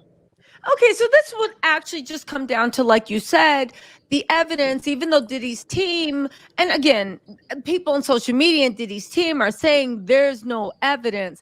At the end of the day, if this makes it past discovery, it will just be put out in front of the jury, and the jury will decide whether they believe it's true or not based off of what each side either shows them, or, like you said, evidence or lack of evidence. But it's something that could be easily proven in court. Okay, I know what I was about to say. So it's so interesting to me, like, just how this all came about. And I was just wondering, just like thinking of Diddy's team, but even thinking of Lizzo's team, everything that we've seen lately with these people who we now know that they're major lawsuits and with salacious accusations. I'm wondering, these lead attorneys on their case, do they believe that they're above social media? Are they familiar? The lead attorneys on let's take Diddy. Let's take Diddy's case, for example. The lead attorneys on Diddy's case, are they familiar with social media, how it works, these different apps? And I ask you that because why would they not encourage him to settle? Because they're always in, you send the complaint or you send the petition for damages to the attorneys before you ever file suit, right? Okay. So with all of these allegations, that are being set forth, and how damaging they can be, and how they're going to live in perpetuity on the internet, and how they're going to have they're going to take on a life of their own once they're out there with social media. Everybody's going to put their own spin on it. I wonder, are these attorneys within the generation of social media. Because if you look at Lil Rod's attorney, he's done some unorthodox things that I think have really taken Diddy's attorneys by surprise, namely putting he's just taking it to the trenches. He's putting their pictures, you know, in the petition. That's unique for me. Even especially when the second petition with the young woman who was a yacht person, Gracie, you know, yeah. he used the pictures to identify Diddy's son from the raid. I mean, that again is unique to me. But and not only that, you know, he's been using social media. And if you look at one of the letters that Diddy's attorney sent to the judge, he said something that was very coded. He said, practicing law is a privilege. To me, that was very coded. Listen, So let me tell y'all something. I don't think they're ready for him.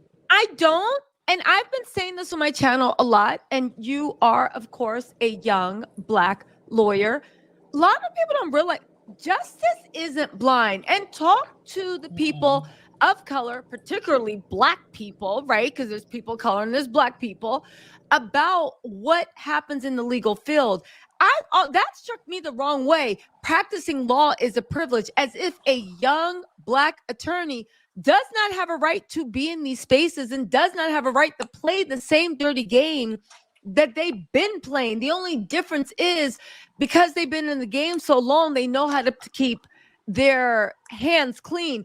That struck me really, it just didn't sit right with me. And again, maybe they meant something else, but the attacks that they came out basically said, you're young, you don't have as much experience as us. How dare you do this and that? And you're mad that he's playing the game better than they played. Again, putting pictures in the thing might be foreign to some people, but it is not illegal. And it is definitely in a lawyer's toolbox to use. I find it laughable that they have Jonathan Davies and Sean M.F. and Holly and the guy that was on the thing for Alan Baldwin. What's his name? I forget. Alec Baldwin's attorney. I forget his name. I want to say his name is, Alex Baldwin's attorney. I want to say his name is Alvin Bragg. I want to say his name is whatever. He's representing Alec Baldwin in the Rush trial.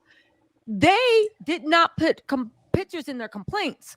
However, Sean Hawley, according to Tory Lanez, what he's implied, basically ran that social media campaign against Meg Thee Stallion. Sean Hawley's specialty is literally running TMZ, Twitter, going to this, going to that. Some even reporters are on Twitter, literally, in my opinion, in Sean Hawley's pocket, not even for money, just for a pat on the head, right?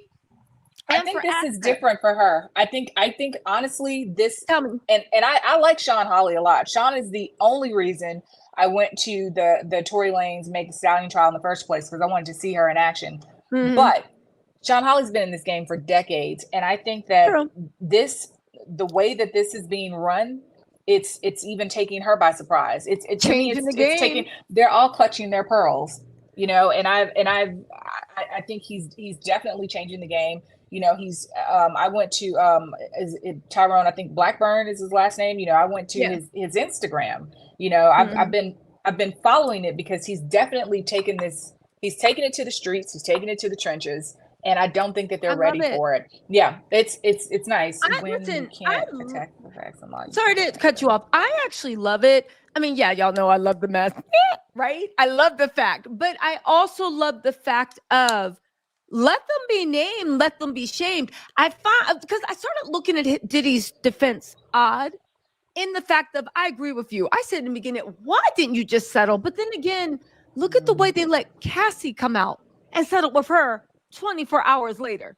It was nonsensical. If you were going to settle, you should have settled. Like, it was, because Cassie's the one that really let the wolves out, even to the fact of, I'm 100%, well, you can't be 100% certain, but I'm 99% certain that Cassie, when they filed it with the courts, they also gave a statement to New York State and local, because again, it packs more weight if you actually go and give a statement to the police, just as a court of measure, right? But I found it odd that with Tyrone Blackburn, they even started this weird narrative on social media. I felt like they were lawyers talking to other lawyers and didn't realize they were talking to the public.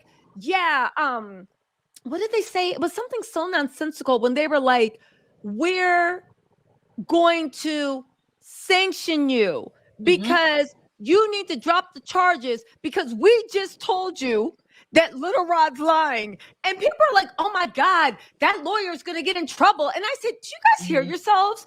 Yeah. A lawyer just needs for their client to sign a declaration saying what I'm saying is true. And as long as there is plausible proof, your job as a lawyer is to go into that courtroom and fight for your client like you fighting from the gates of hell to get into heaven, right? And for them to try to go with a social media tactic, go on, I'm sorry. No, let me. So one of the things that they mentioned, first of all, I'll tell you, federal court is ruthless. I remember when I was a young attorney and I filed my first federal lawsuit. Let me tell you the first thing they do. You go to the last page, you see who the attorney is, you look at the bar roll number, and if you're in a particular state, you've been in that state, you know what your bar roll number is. So you know if that attorney is older than you or younger than you, and basically how long they've been practicing, if you know them or not, if you know their reputation or what firm they're at. I remember the first time I filed a federal complaint, the attorney from a large firm wrote up my motion to dismiss for me, sent it back to me and said, all you've got to do is sign it, get rid of this. And my feelings were so hurt. But the federal, I think just, the federal practice is a beautiful way to just slap people with words. They're just very nice, nasty, and it's a beautiful thing. But what they were talking about is Rule 11. And it's basically, you can get something called Rule 11 sanctions. And that basically says that an attorney, when they sign their name to a complaint, they're not doing it to harass, they're not doing it to blackmail, they're not doing it for frivolous reasons, and that there is a reasonable basis to believe everything that they have listed in the complaint. So basically, I think if I recall correctly, they were kind of alluding to the possibility of Rule 11 sanctions. But something that Blackburn, I hope I'm pronouncing his name properly, something he's mentioned in every, in the complaint, he's always said, hey, Diddy always had Lil Rod recording. He's got evidence to back this up. He's got witnesses to back this up. He's got pictures to back this up. But what's also interesting to me is he said that the attorney himself, he calls it the undersigned. The undersigned has met and spoken with these witnesses. So he's confirmed this stuff for himself. So once again, I do wonder about the attorneys that some of these celebrities have advising them, why don't you settle? Like, why are you letting it come to the public? It's going to live in perpetuity. On the net, people are savage on Bob Dole and Beyonce's internet, so why would you even let these dogs out in the first place? So anyway, I lost the plot, as you say. I don't know what I'm talking about anymore. I'm just going No, listen, because I want to get your opinion on this. I'm loving this. I think you bring up a good point at the fact that when they said practicing law is a right, and it was very coded, I think they thought they could intimidate him and perhaps bully him into, kids, you're in the big leagues now. And they could kind of pull rank and silence him. And I think this man is Trinidadian. Anybody knows anything about trying to embarrass a bully in island man, good luck with that.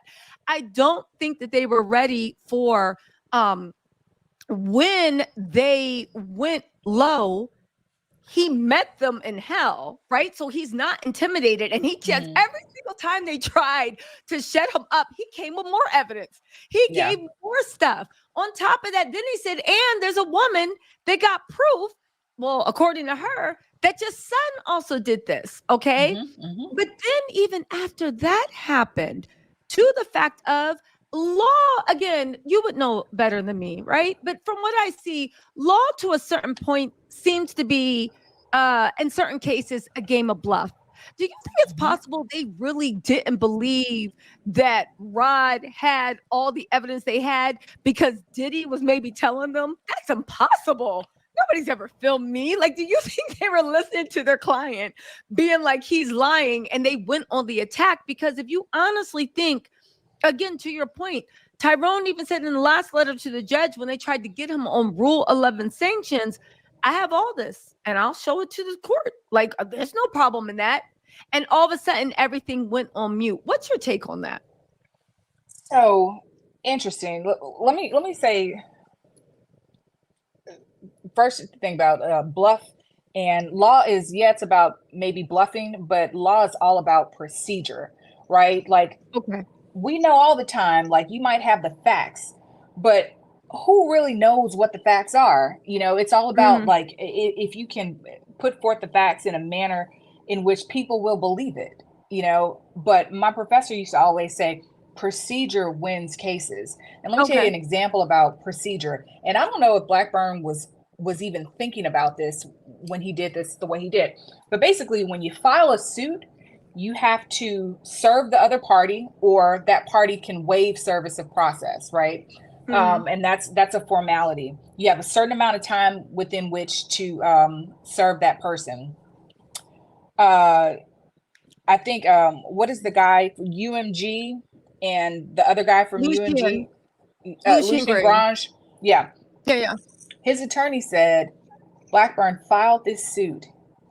He did not serve us. So for 30 days, our name is out there. You know, we're allowed to become mud in the streets because you haven't served us. And since you haven't served us, we haven't been able to file an answer. We haven't been able to even respond to these allegations. So they entered into the suit themselves voluntarily to waive service of process.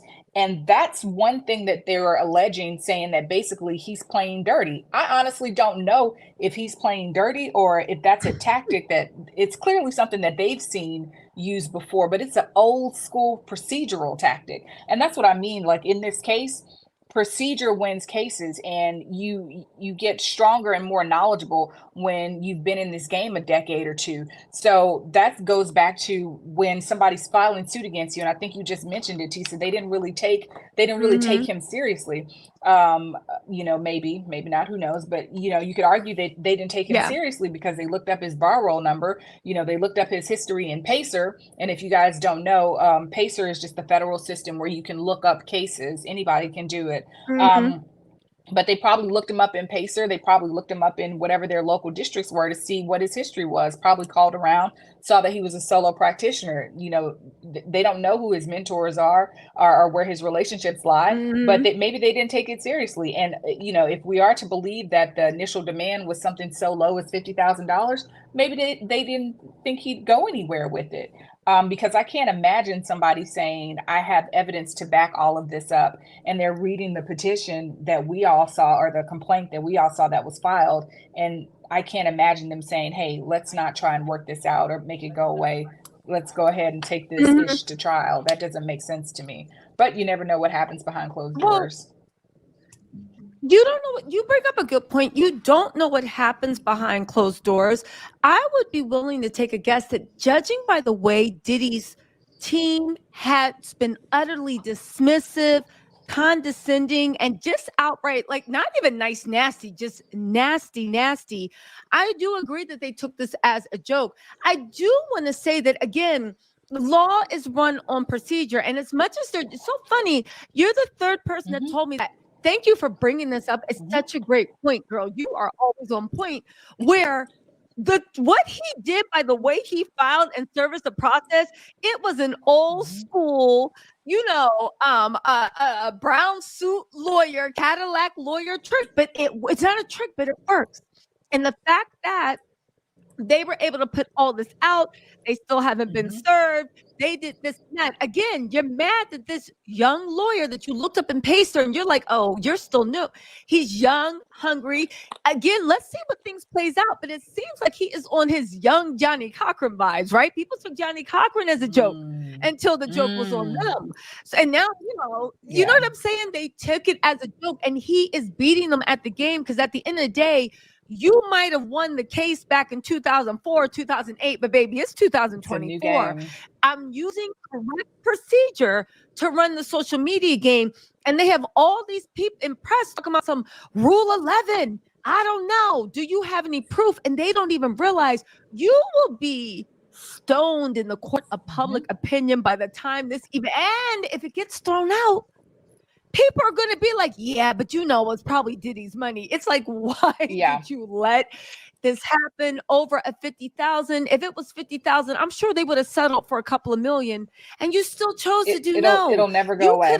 But for me, it's even reading the first couple of pages of the complaint where I'm looking at the pictures. I will never forget. I'm looking at the pictures in the bathroom where this guy, I think his name, Mr. J or what have you, who I think is still, like, you know, his whereabouts are unknown. I'm like, I never would have let that get out. You know, I don't know the reason. Yes. I don't know the reason. It's weird. You got to tell me. Everything about this case, if I didn't know better, I'd be like, are your lawyers the ops? Because again, you didn't settle with Cassie. Cassie started negotiations with Diddy in the first quarter of 2023. Somehow, by the end of 2023, Cassie, for whatever reason, obviously got pissed off and said, let's just go to court. You misjudged. And then 24 hours later, you ended up settling. Again, this little rat case, $50,000 in some publishing rights on a failed album. And you got it. Screw you. So that's the thing too, right? Think about it. We saw the Cassie response. We saw the 24-hour Cassie response, right? So if you read the complaint, I think it just corroborates a lot of what was in Cassie's complaint and adds just another level of just criminality that we did not see. You know, another level of street that a lot of people did not associate with Diddy. So if you read that, why would you let it get out? You know, you tell me, what's the reason for not settling? I think it's, again, do you think as a lawyer, hold on, turn my camera off, okay, sorry, my internet struggling. Really quick before I answer that, why am I back on? Really quick before I answer this, I do want to say, listen, our guest is Afi. She is at the Black Letter Law on YouTube.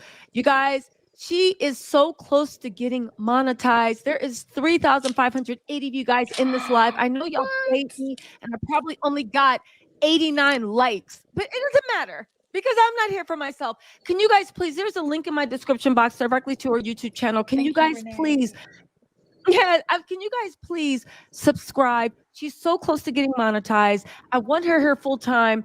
I know you can't tell because this is a struggle stream and we are discombobulated, but girl, thank you so much for hanging in. And when I say she can add so much to the future conversations, and when I say this is just an ounce of her knowledge, and you guys see she is definitely super charismatic. She does this for a living, actual law. She is a real bona fide attorney, but I think she adds a viewpoint that is represented, but I think underrepresented in YouTube. And as the Diddy trials start, and baby, federal and state, she will be there every step of the way to help cover them, and to actually help, and to come on the channel. So again, I say all to say, please hit that link in the description box to her channel. She's the Black Letter Law on YouTube. She's, I think, only 400 people away. You guys, I never really ask y'all for favors. I know I'd be begging for likes, but this is a real favor. If you guys can hit that button and let's get her over 1,000 subscribers so she can start coming on here full time. Thank you, Tisa. You're the best. You're welcome. No, you don't have to thank me, girl, because you belong here. I want to thank the Tattle Tells too. Like, you guys are so smart. Like, I love reading the chats. That's so foreign to me, but you guys are so cool. They educate me. Yeah. And again, please, this is all them. Y'all know how YouTube is. People will let you flop or they'll lift you up, but it literally is like, it truly is a democracy for the people. Thank you. Again, let's get back to Cassie's complaint. when you said it adds layers, like my girlfriend Jamie was saying, what it does, which is the most dangerous thing and the most dangerous thing in public opinion, and I don't know if it was arrogance that they thought nobody would believe him. Maybe if this was Diddy before the Cassie complaint, people would have scoffed, right? Called him an opportunist. But what he did with the Cassie complaint, like Jamie said, is he bought the complaint, Cassie's complaint from 10 years ago, he bought it into current times. He let us know, oh, baby, you're still a monster. Ain't no rehabilitation. Ain't no, oh, maybe I was handsy. And you can't walk this back. You are still a monster in current times. And everything Cassie was saying, you are still out there preying on the community, you know, men and women. So yeah, it's a lot. You know, again, I want to go back because the arrogance just shocks me at the fact that is the golden question. Why? But again, going back to what you said with this young lawyer, Tyrone Blackburn, I really think what happened was they wasn't ready for someone. I think they thought they could intimidate him. They could control the narrative. They could issue a few press releases saying, oh, did you look? He lost the case with T.I. Meanwhile, the whole internet is screaming, did you do it? Like, what is going on?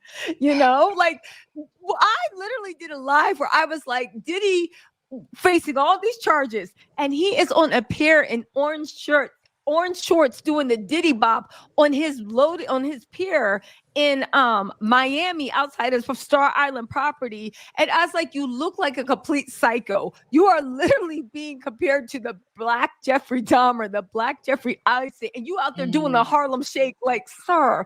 Was Steve? Oh, this is what I want to talk to you about. Sorry, can we talk about the people? Oh, I thought I was going to have to hold it down. No, good God. Listen, can we talk about, no, Miss Chatterbox is back. Can we talk about the interesting choice of the people that I would imagine Diddy's attorney have okayed to rally around him? Stevie J, Young Miami, Daphne. Let's start with Stevie J. Would you have even advised for your client facing these charges to be with someone the likes of Stevie J? Cycling around, taking photos, doing whatever. What does that serve? Do you think that my first thought is, do you really think that he would allow his attorneys to dictate who he can have around him? Do you think he'd accept that advice? If I know Diddy might be arrogant or whatever, but if I was facing blank trafficking trials, if I was facing blank charges, and I knew, like, here's the thing. Little Rod knows what Diddy did, whatever it is.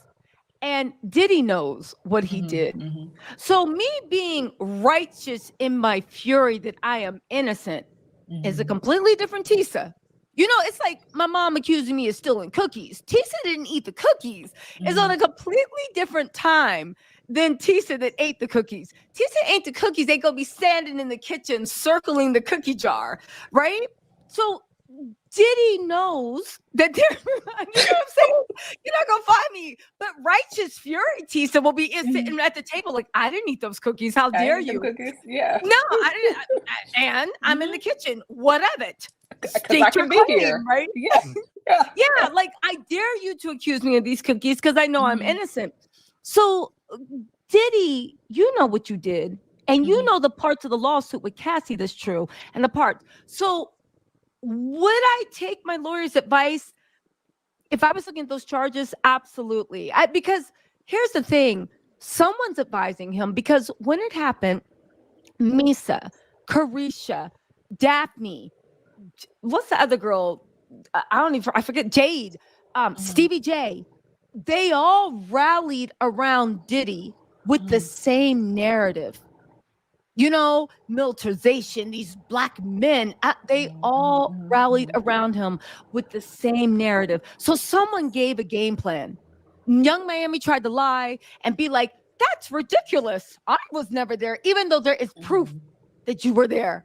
Daphne tried to say, how dare you? I'm not Diddy's blank worker. But then a week later, you advertising your OnlyFans. I guess that's their new thing. What are they gonna say? Like the wire transfers was because Daphne was sending him feet pics. Like, I don't know what they're thing is, but you see what I'm saying? So I think there was a media strategy, and I'm only guessing his lawyers gave it to him. But what's your take? I think that I don't think that they told him who you should and shouldn't be around, because I feel like that would require an honest conversation about it would require some introspection and a real come to Jesus moment about what you did and what you didn't do. Who is implicated in this and who isn't. You know, I think and it depends also on, you know, right now his lawyers are handling the civil matters.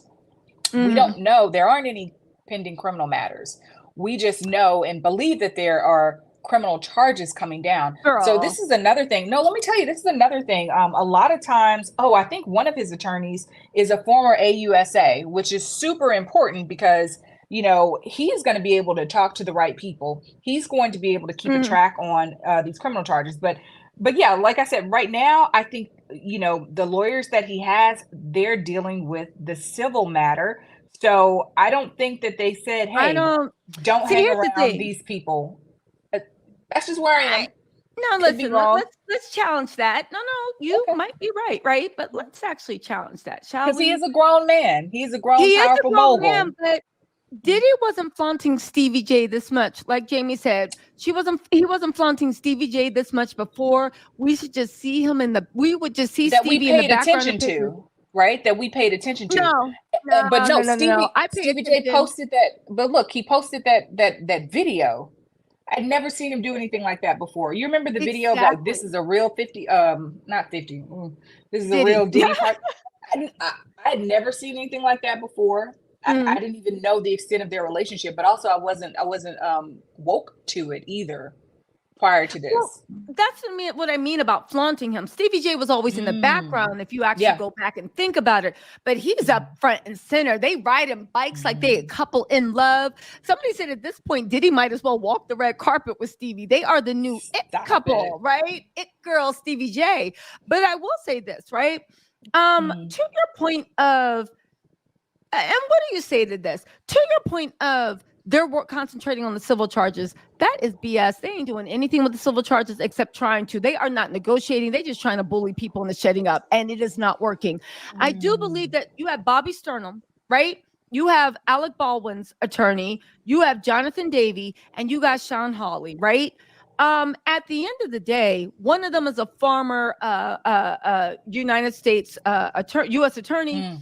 I can't think of the district they're in off the top of my head. I feel like it's the Southern District from New York, but I'm not sure. I do think it's SDNY too, because I think most of their connects and cases are in the SDNY. That's Southern District in New York. But here's my thing. When had the raid not happened, I really honestly would have been like, you know what, they are probably concentrating on civil, no matter how misguided their practice fees. I do think that at this point, I think that they are literally trying to prepare a criminal defense.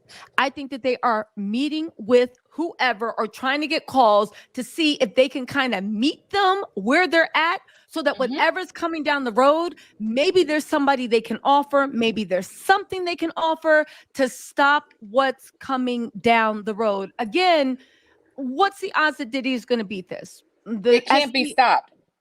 I don't know about the odds of him beating it, but the charges can't be stopped. Here's the thing. I get what you're saying, but I would just say charges are coming. But let's just say that he offers a big fish, like, I don't know, let's just say head of cartel, show that actually the whole Lucien Grange, the head of UMG, was the one that was doing all the trafficking. The charges can't be stopped. But again, the charges have not been publicly announced. Okay. Again, when it comes to deals, when it comes to like whatever, again, something's coming down the road. It's like an avalanche as opposed to a snowball picking up speed. If it's an avalanche that's coming and Diddy, you are at the top, I don't think anything can be stopped. I do believe that if there are bigger fish, and this goes beyond Diddy, I do believe that maybe things won't be stopped, but things can be slowed down. You're looking at life in jail as opposed to maybe, I don't know, 3 years served. But what's your take on that? I think so the question would be, are they looking for a bigger fish? What purpose?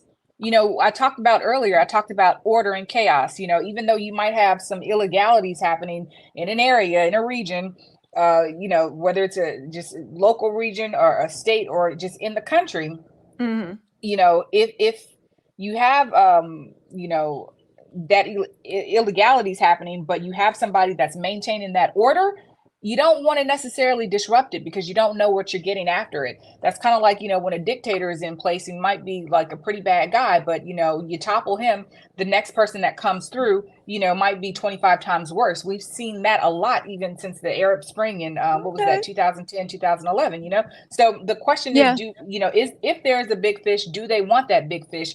Can they catch the big fish? If they can they hold them? What can they do with them?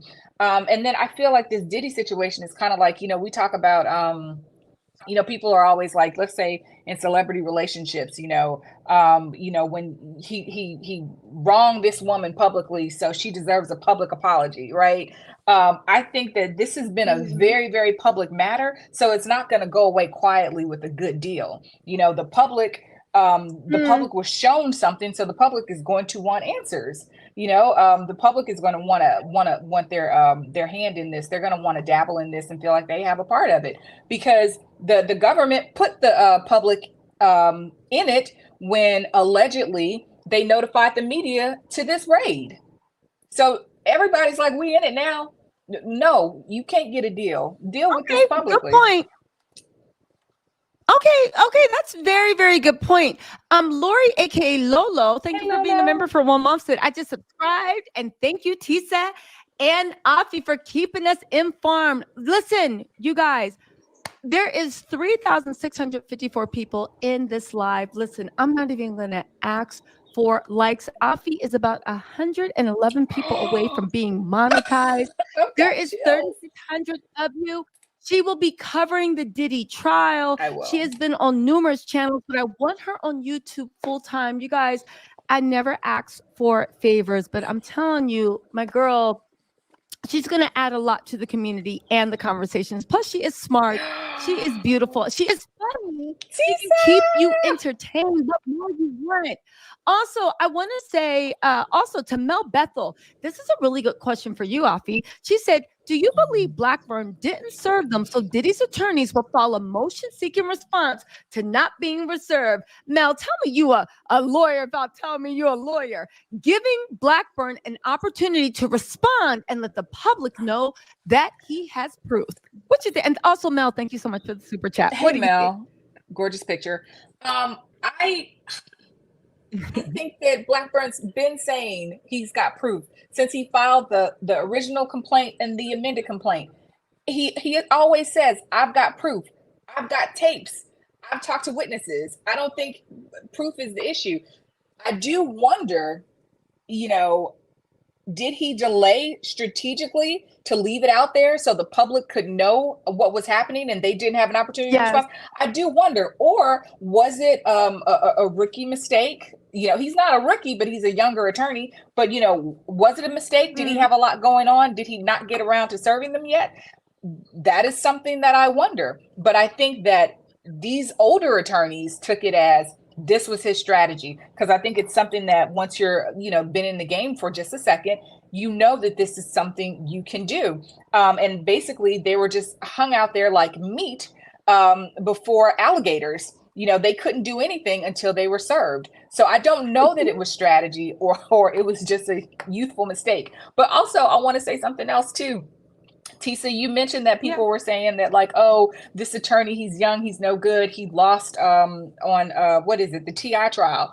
Let me tell you, you have so many attorneys out here with big names losing major cases, but they continue to get cases because they won just one case. just one case, and people hire them for that case. But if you look at their record, they're out here losing, like literally losing jury trials, you know, time and time and time again. So I don't really care that he lost this one I don't situation. either. And you bring up such a good point. And thank you, because you said it out of the mouth of a qualified attorney.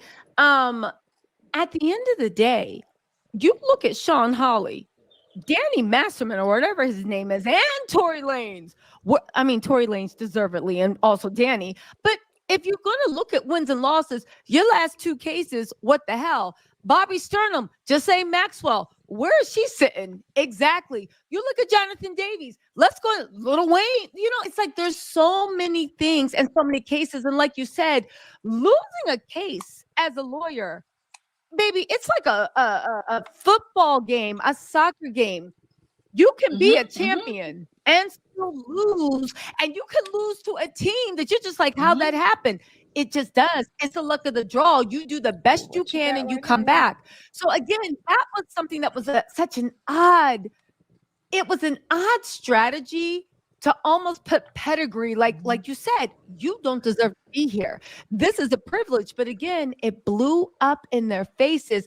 I personally believe that what he did, I think it was strategic, because the way this man, I feel like if it was an accident about not filing and leaving it out there, then when they started to, for lack of a better word, legally bully him and try to shame him, I feel like he would have been deterred and got sloppy. He literally put his head down like a bull and plowed through. That's when I was like, oh, no.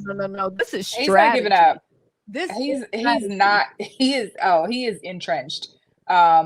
He's entrenched, and this is a real fight, you know, and I think he's showing them, you know, I've followed everything on Pacer, and he's not backing down, you know, and I would wonder, you know, who are his advisors? And that's something you never know. You know, we used to call them gray heads. You never know what gray head is helping these younger attorneys. And by younger, I mean, like, you know, 10 years and under in the practice. You just never know, you know. You've got fathers, you've got uncles, you've got mentors, people who just take a liking to you. You know, you've got judges and retired judges. You know, it's just, you just never know, you know, whose office you're in at 9 o'clock at night, you know, who's helping you plan the strategy. I'm just saying, he seems to be out of, I think, the Northeast, New York. And like you said, these gray heads, baby, that is the birthplace of lawyers that are into these type of cases, that, baby, they play as dirty as possible on this side of legal, you know? So again, it goes into underestimating someone. And you're right, you never know. But clearly, whether it's God speaking to him every morning, or he actually has somebody in his ear guiding him, like, just stay strong, they're going to try to do this. It doesn't matter. He is invested. And I do think it threw their lawyers, Diddy's lawyers, for a loop. It really did, because even I was like, wait, what's going on? It threw them for a loop. Really quick, also, we want to say, Vicky Bell, you said, hi, Tisa, keep dragging them. You know, I will. Vicky. Thank you so much for the super chat. And also, Dobie Milton, you've been a member for 2 months. Thank you so much. She just wanted to say, hey, Tisa girl. Hey, Dobie. I love that name, Dobie. Also, Crystal Cove, thank you so much for the generous super chat. You said the bike riding Diddy. The bike riding Diddy looked like a PR stunt from the late 20th century. It was I'm so innocent, I'm bike riding because I'm not worried tactic, which likely would have worked pre-social media. By the way, thanks, Afi. Great having you with us.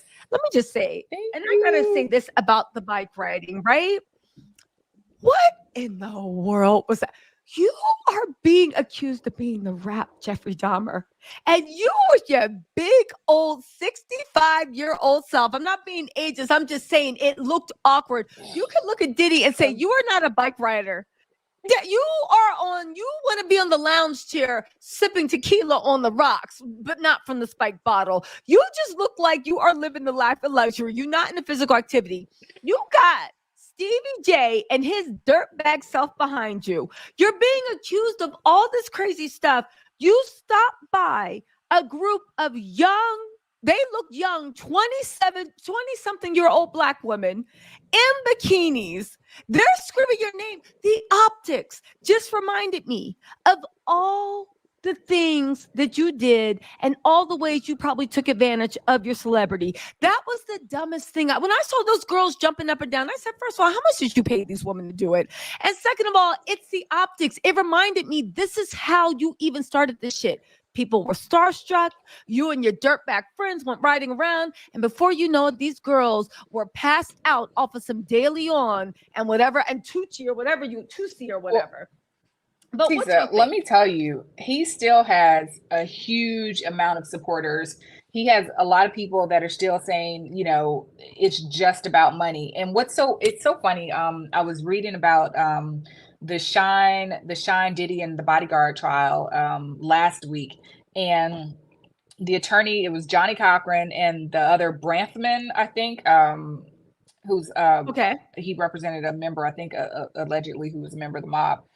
He vilified the three alleged victims in the case, and he was like, they're seeking $1 million. You know, all they are is money hungry. And I think that Diddy has a lot of supporters to this day who are still saying that, you know, these people are just money hungry. You know, he didn't force anybody to do anything. I don't think they've really read the complaint, but that goes back to what I said earlier when we were talking about his attorneys advising him of who he can and cannot hang around. If you're Diddy and people are still waving at you and saying, we support you, and you still reading comments and people are saying, we're on your side, we love you, you're a mogul and you're still responsible for feeding families, not just your own, but you're still running businesses and putting food in people's mouths. If you are, I know he sold a lot of his interests. Yeah. Can you really tell this grown man, you know, who, like us all, probably has a huge ego, who he can and can't be around? Do you not think that he's going to formulate some sort of, he's going to maybe hear what you say, but he's going to put together his own strategy based on, you know, what his experience and what he believes, that people love him and that these people are only after money. You know, he didn't force anybody to do anything. You know, if anybody was underage, Well, he didn't know. What? Well, it's a good point. But, you know, like my girl Jamie said, right? And this goes into what you're saying about, can you tell a grown man what to do? They said Diddy gave Shine $1 million instead of paying the victim $1 million. So at the end of the day, this is his mentality. Like, he made, again, the arrogance. I do want to say that, like, my girl Sarah, she actually is all up and down the dockets.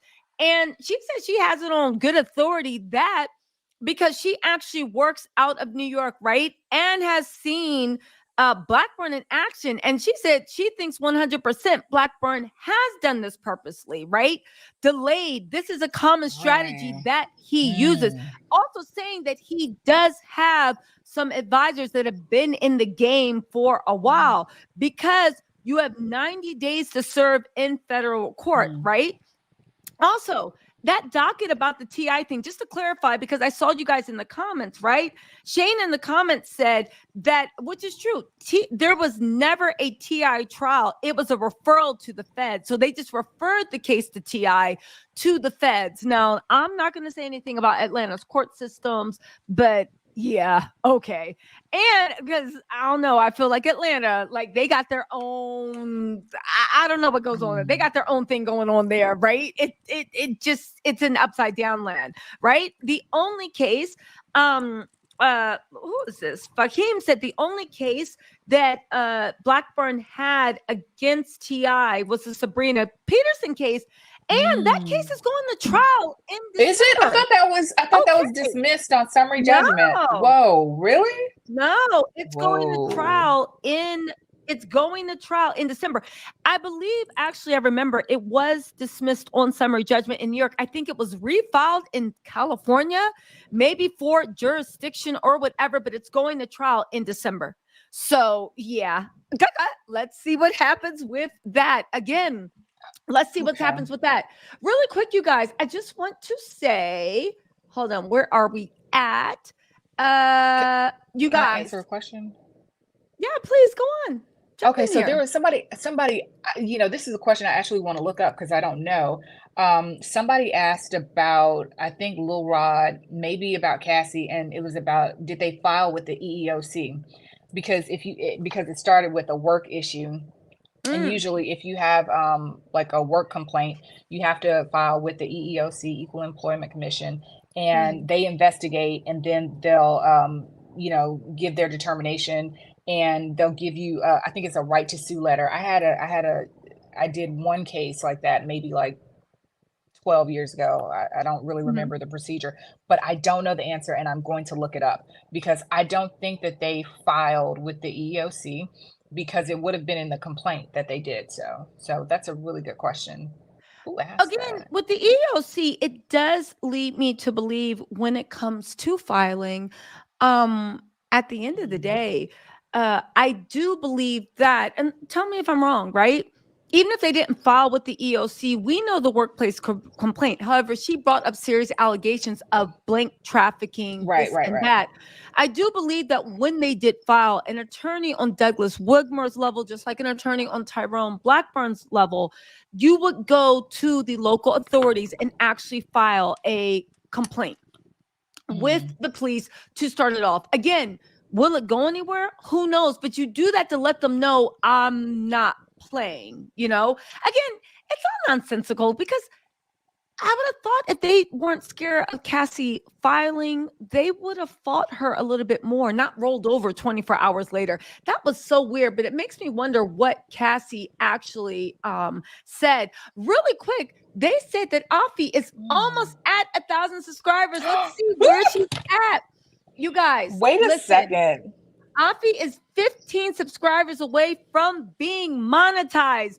15 people away. I will not ask for another like for this live. I know y'all like to play me with lives, but since we have a guest, can y'all please? She is about to start giving top level content. She will be our eyes on the ground for the Diddy trial. She will be in there. You guys support, okay?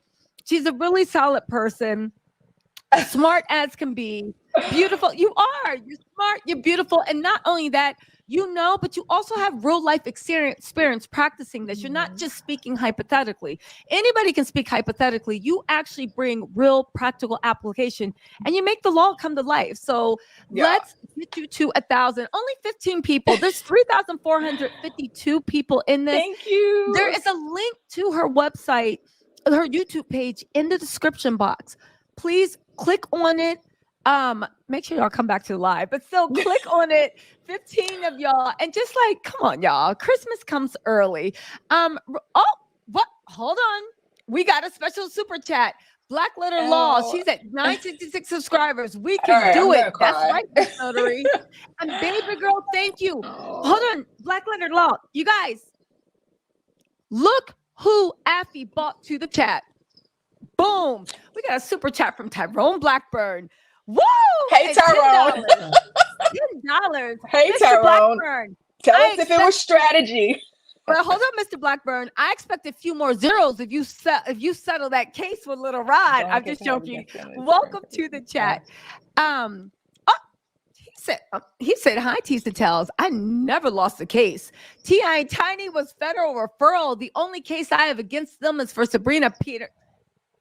Okay, so we got confirmation. That case goes to trial in December. Woo!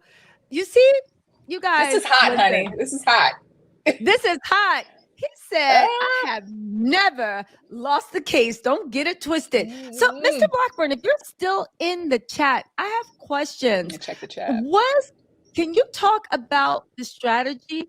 Was it actually, Mr. Blackburn, would you be considered coming to my channel when all said and done? I would appreciate it, right? But somebody said, Tyrone Blackburn, we love you, brother. Hold on, where we at? Tyrone Blackburn, Mr. Blackburn, we love you, brother. Mr. Blackburn, do you expect to take this case? Is there anything you can tell us more? What can you share with the Tattle Tells family? I know the way lawyer speak goes, but what can you share? People talking about King Tyrone. That we rocking with you. Woo! Listen, I What? want to know, did he? Ask your question. I want to know if about the intimidation. You know, does he feel like any of the letters? I want to know if he felt the practicing law is a privilege, if that was coded. You know, I just would love to know what he thinks about law being all about procedure. And then I'll tell y'all a story about how I used to be a Cadillac attorney when I started out my practice. We'll do that later. I know that's right. Okay, so really quick, let's see if Mr. Blackburn can respond, or if he's just Come left the on, chat. Tyrone. What do you say about law being a privilege? Do you think that it is a privilege, a right that you have earned to actually practice law? I wonder what he can actually talk about. Okay, it seems like he has left us in He's left the the building. dust. I mean, He's left the building. He just came in to let us know. Don't get it twisted, Tisa. Let me turn my camera off really quick because YouTube is hating on me. He said, "Hi, Tisa. I never lost a case. Tia and Tiny was a federal referral, and the only case I have against them is for Sabrina Peterson. That case goes to trial in December." I know that's right. He set us straight. He set us wow, that's straight. amazing. Okay, so I don't know if he'll I took ever a respond. It screenshot of seems like he has this. left. Whoever, listen, Amazing. whoever bought Mr. Blackburn to the trial, to the chat, Tattle Tell family, we love you so much. Thank y'all for rocking with me and for even bringing this to the chat. This is exciting now to harass Mr. Blackburn until he comes on the channel. Lexi, to me, thank you so much for the super sticker. Really quick, Afi, we're going to get in. I want to hear your story, but hold on, It's y'all. Ratchet. Let me scroll up because as Crystal just told us, I'm going to see what Tyrone had to say in the chat if he's responded. But also, Afi, do your victory dance, girl. You just got your 1,000 viewers. You are over 1,000, girl. Congratulations. I'm so not emotional, but I'm gonna cry. YouTube channel. Thank you. Welcome to the YouTube family, girl. Now we're gonna be pumping you to be like in the trial. Okay, so what's going on? God. Hold your camera up. Is that the judge? Okay. I'm gonna get one of those big microphones. I want to say thank you to the Tattle Tells. Let me get an award. I never. All right. Thank you guys so much. Like, you guys are the best, and the best motivation. And Tisa, like, it's all love. I love you so much. Thank you so much. Like, this is wonderful. Oh, okay. I'm gonna cry. I didn't mean to put you on the spot. Yeah, but I know you're super, super grateful. Okay, so I'm scrolling up through Tyrone's response, but Oblivier said Tyrone did respond. He said, it's very coded. The law is about procedure, and you will be a fool not to use procedure to your advantage. All the attacks and letters mean nothing to me. Oh, you heard it here first, honey. Exactly. Wow. Listen, so it looks like Afi, it looks like you were I'm trying to get his actual comment. It looks like you were 100% right when you said you didn't know whether it was inexperience or strategy, but it seemed like strategy. And he has, again, they underestimated him. It seems like, according to him, he has been trained by someone very good. They call them Cadillac lawyers. Those are the lawyers that we read about in papers and they make movies about. The way they actually think outside the box. They are not afraid. They go to the mat to the clients, but they use procedure to their advantage, even when most people are not scared to do it. They use it up. Here we go. We found his comment. He said, it's very coded. The law is about procedure, and you will be a fool not to use procedure to your advantage. All of the attacks and letters mean nothing to me. A nice profile picture, Tyrone Blackburn. He even got that smile like, I ain't scared. I ain't scared. Thank y'all, everybody, whoever sent Mr. Blackburn to the chat. Y'all give a shout out to Mr. Blackburn. If you have any questions for him, please drop them in the chat if he is still around. Also, if anybody's looking for a lawyer, go ahead and hit them up in the chat, or however lawyers get their stuff. Listen, really quick, Afi, why don't you, while I'm looking through the chat to see if he's responded some more, why don't you tell us your Cadillac lawyer story, It's just a interesting story about like when I first started practicing for myself. It's literally a Cadillac lawyer. I had an attorney that I was working with, and I just didn't know the game. And I was started in criminal law. And so a lot of my clients were, a lot of our clients at the time were charged with possession of controlled dangerous substances, Schedule 2. So Schedule 2 is like Roxy, Oxy, just stuff like that. My only silly little interesting story is I didn't have an office. I was in Baton Rouge, Louisiana. This is before we had an office. I had an office out of my car, but I used to roll around with my little receipt book and, make sure everything was organized. And we just have to, my partner and I, we'd have to meet our clients where they were, which a lot of times was, maybe at a McDonald's or on the corner, and we'd have to have consultations there, like out of the car or on the corner or at the McDonald's, and, collect money there and make sure you write a receipt and take your file and keep a record and keep it pushing. I had a 1998 Camry, and I had 3 rims on, 1 was off. But that's like when I first started with my criminal law journey. And then we eventually got an office. It only took a little while, and then I remember we had to give a seminar to our clients because they kept getting arrested, and we had to teach them, procedure, because when you get arrested, you get afraid and you just start talking. And we just had to, literally have a PowerPoint seminar with a good number of our clients and tell them, hey, these are your rights when someone harasses you or when you get arrested. This is what you do, and you don't have to talk, But it was good times for me back in good old Louisiana. Yeah. I love that. I love that for you. Y'all, listen, this is what the law is supposed to be about. Lawyers that care, make it happen. But honestly, I do believe, of course, I'm Black, but I do believe like having Black lawyers, smart, young Black lawyers like Tyrone, like Afi, that really understand not just they're not every lawyer is going to every good lawyer is going to advocate for you, like, but also that understand inside the legal community, outside, in front of judges, the things that happen and the landmines and pitfalls that you have to go through, and it's just a win for the community, for everyone, but definitely for the community to have people that really care and they're willing to start off with no glamour, with no glitz. Just start in mud and actually build up something, So congratulations, Afi. We are so glad you're here. Really quick, I just want to read a few things.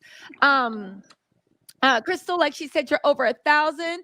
Oh, that's right. Miss Notary wants you to know you did it. Black letter law. Congratulations. Y'all did it. Terry, well, exactly, y'all. Tattle Tells. Listen, I hate saying Tattle Tells because it sounds so like self-serving. You know what, y'all? Y'all are gonna give y'all the name because y'all run me, and I love that for us. But you guys, thank you so much for getting her there. Terry Mathis, thank you so much for the super sticker. Cheryl Chapman, thank you so much for becoming a member. Shar, thank you so much for the super sticker. Oh, and Tyrone Blackburn is back with a super sticker. He says, I've never lost a case. I do not file salacious lawsuits trying to force the opposition into a quick settlement. I give the opposition 3 to 9 months to resolve the case privately before I file. Afi, I know you got comments on this. No, so again, like I said, you don't just file a lawsuit out of the blue. Usually you contact opposing counsel. You send them, if they don't want to negotiate, you can gently encourage them by sending them the complaint. Some people send them the complaint the first day they make the call, fax it, email it, messenger it on over. Some people wait and they say, hey, let me give you a little bit of gentle encouragement. So if they've read the complaint and they see that not only does it corroborate what was in Cassie Ventura's complaint, but it adds to it. Why wouldn't you settle? And then they settled Especially, with the go on. Cassie situation within 24 hours. So you have something that's even more wild. That's, you know, these accusations are even more wild and even add to the possibility of federal charges coming down. So why wouldn't you settle to keep it away? I wonder.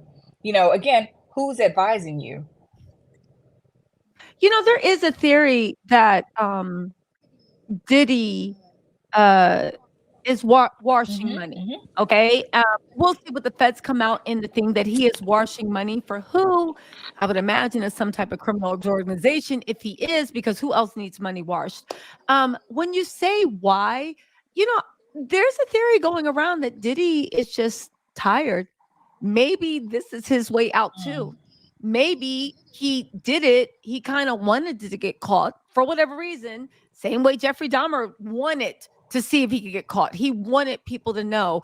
It actually doesn't make logical sense for what happened with Cassie, because I really honestly do believe that if Cassie hadn't come out, I don't know how this Little Rod's lawsuit would have gone, because it would have seemed so outlandish, because the lawsuits linked back to each other. And then the Gracie's lawsuit with the yacht built on that. And there is literally years of, according to the complaint, therapy sessions. Her actual partner, the person she was dating, witnessed what happened on the shift.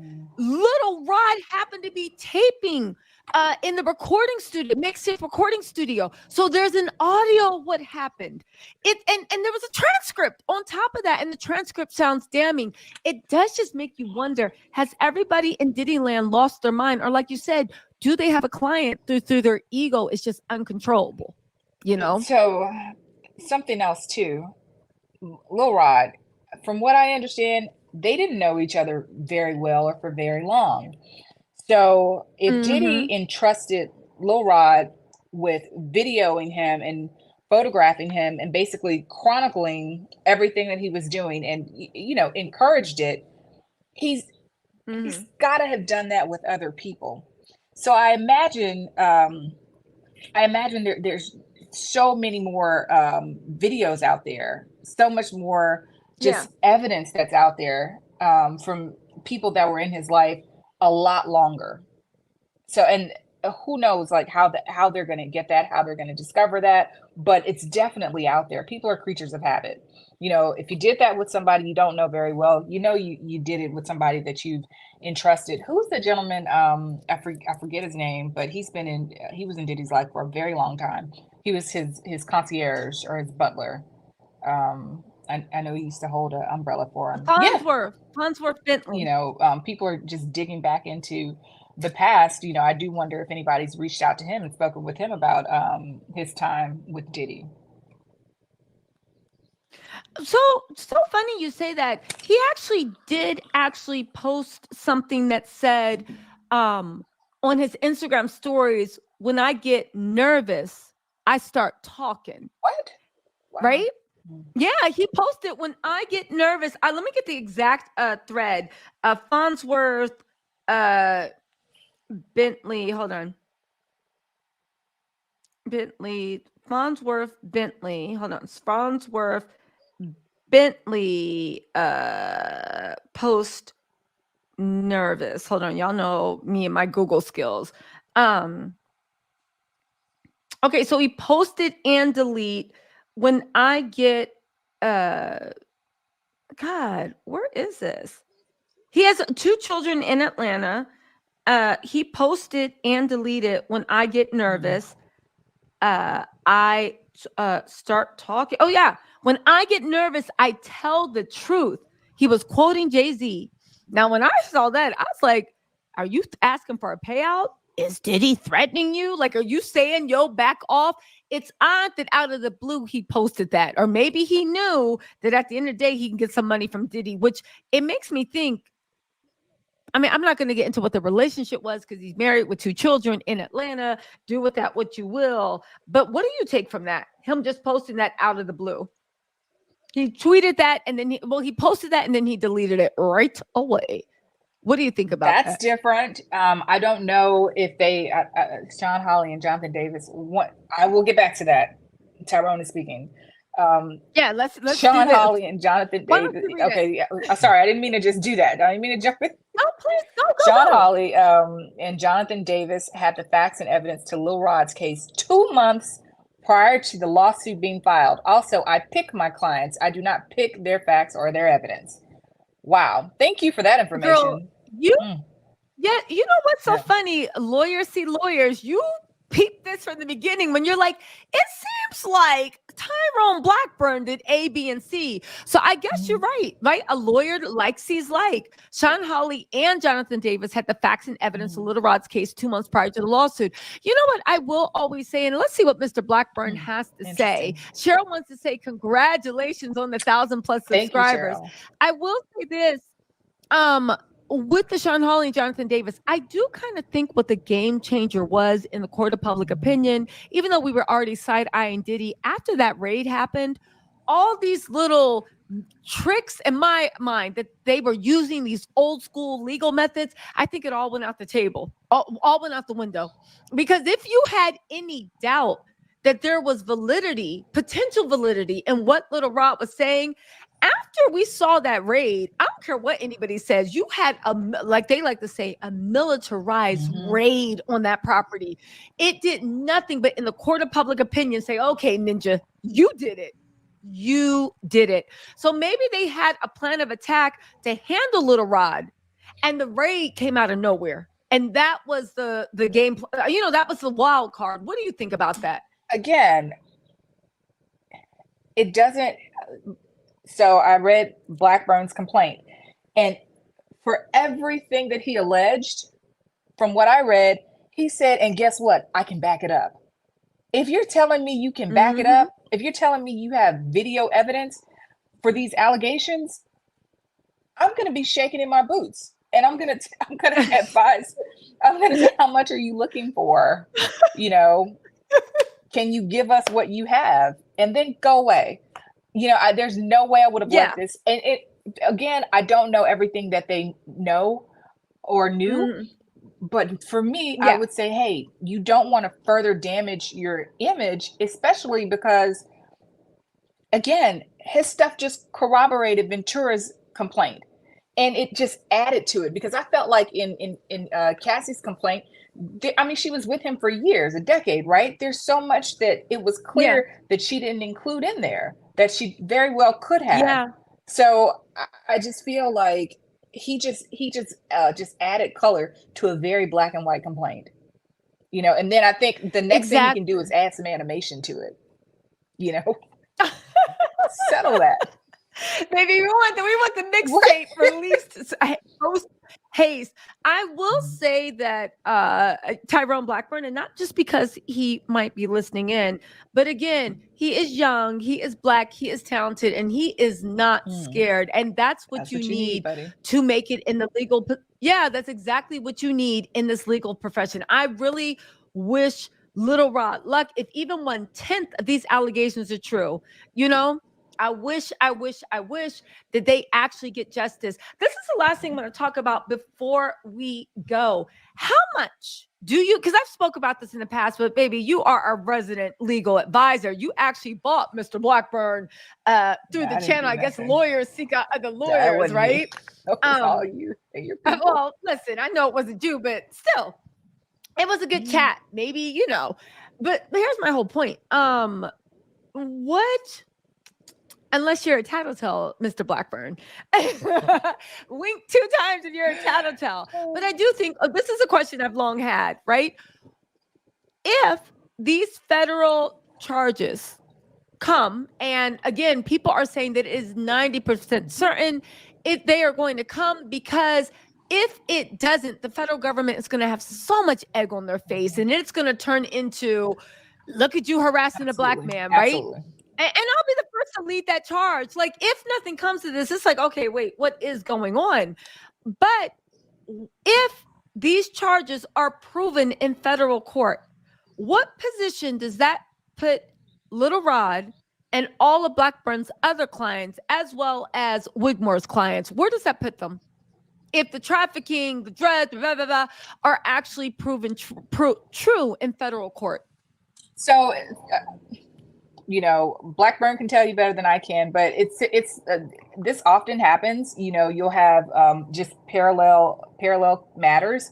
You'll have the civil and you'll have the criminal trial, and the best example is, well, you could say the best example is OJ, but of course his criminal trial ended first, and then he had the civil trial. But a lot, like for example, right now, I think YNW Melly had a parallel proceeding with the criminal and the civil trial. So a lot of times you can pause the civil case so the criminal proceedings can go through, because then you have like a lot of issues, a lot of evidentiary issues that are at stake. The pleading of the fifth. Are you going to answer all of these depositions? Are you going to take the stand in the civil matter when you have this criminal matter pending? So a lot of times the civil matter is paused when they're dealing with the criminal case. But I would love Mr. Blackburn to chime in on that.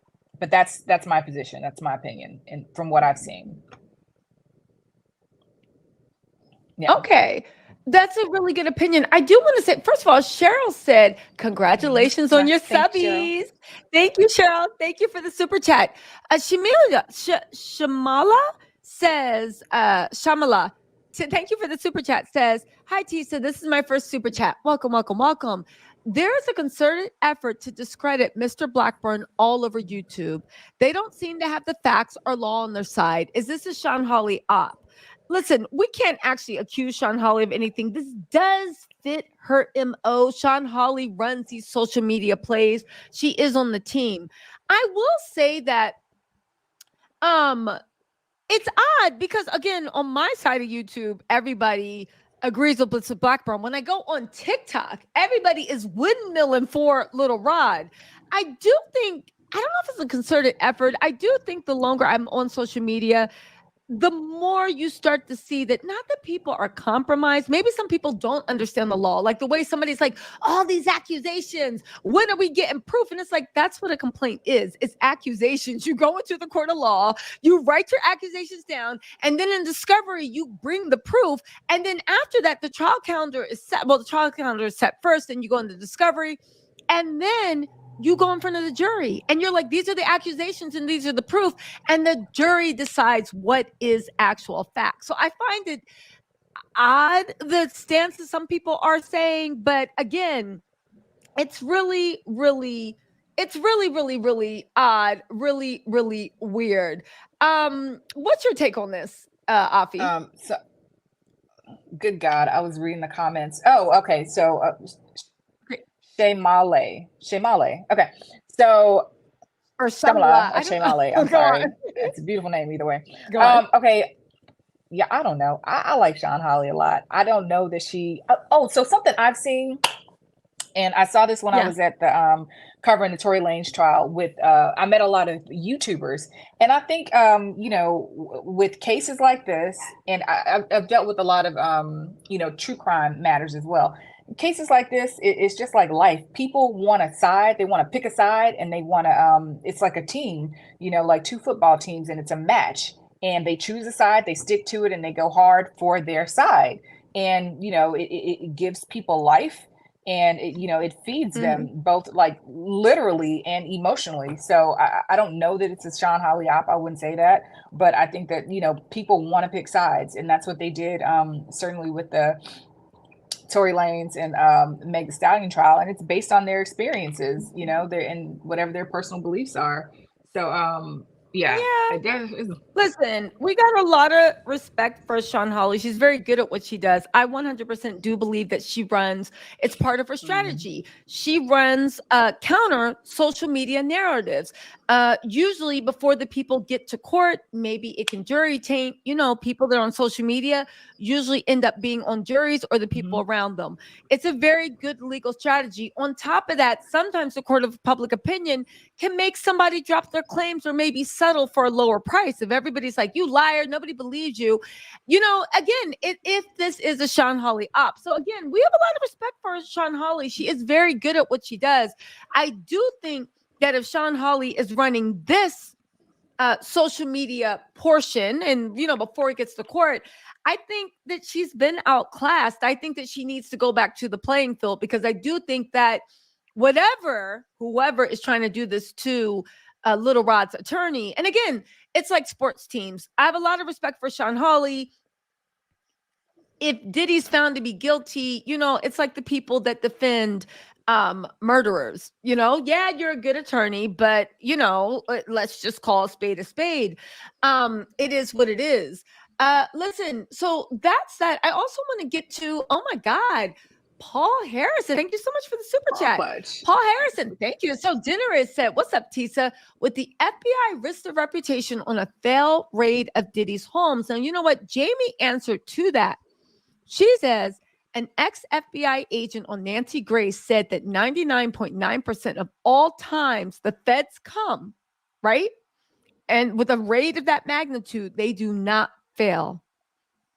They do not fail at all. Listen, would the FBI risk their reputation on a failed raid? No, I actually don't think I think the FBI, unlike state and local police, from what I've seen, they raid first to collect evidence and then they build over months. The FBI, and again, I don't work for the FBI, I don't know, but their history is they do counter.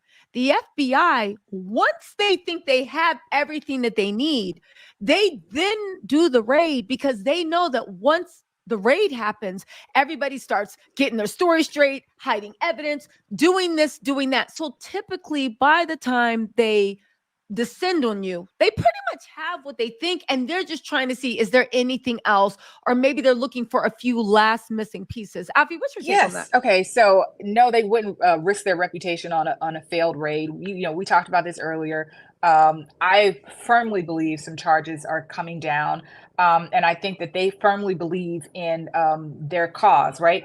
Nobody's just going to sign off on a raid. Nobody's just going to notify the public that this raid is happening. You have to be very specific. Whoever the officers are, they have to lay out the evidence that they already have against Diddy. And it's going to be laid out. It's going to be organized, and they're going to say, this is why we believe this evidence is in these two homes. And this is what we believe the evidence is, and this is how we came to believe this, based on, maybe a confidential informant, maybe based on physical evidence that they've seen. You can't just get a raid signed off on by Homeland Security or the FBI.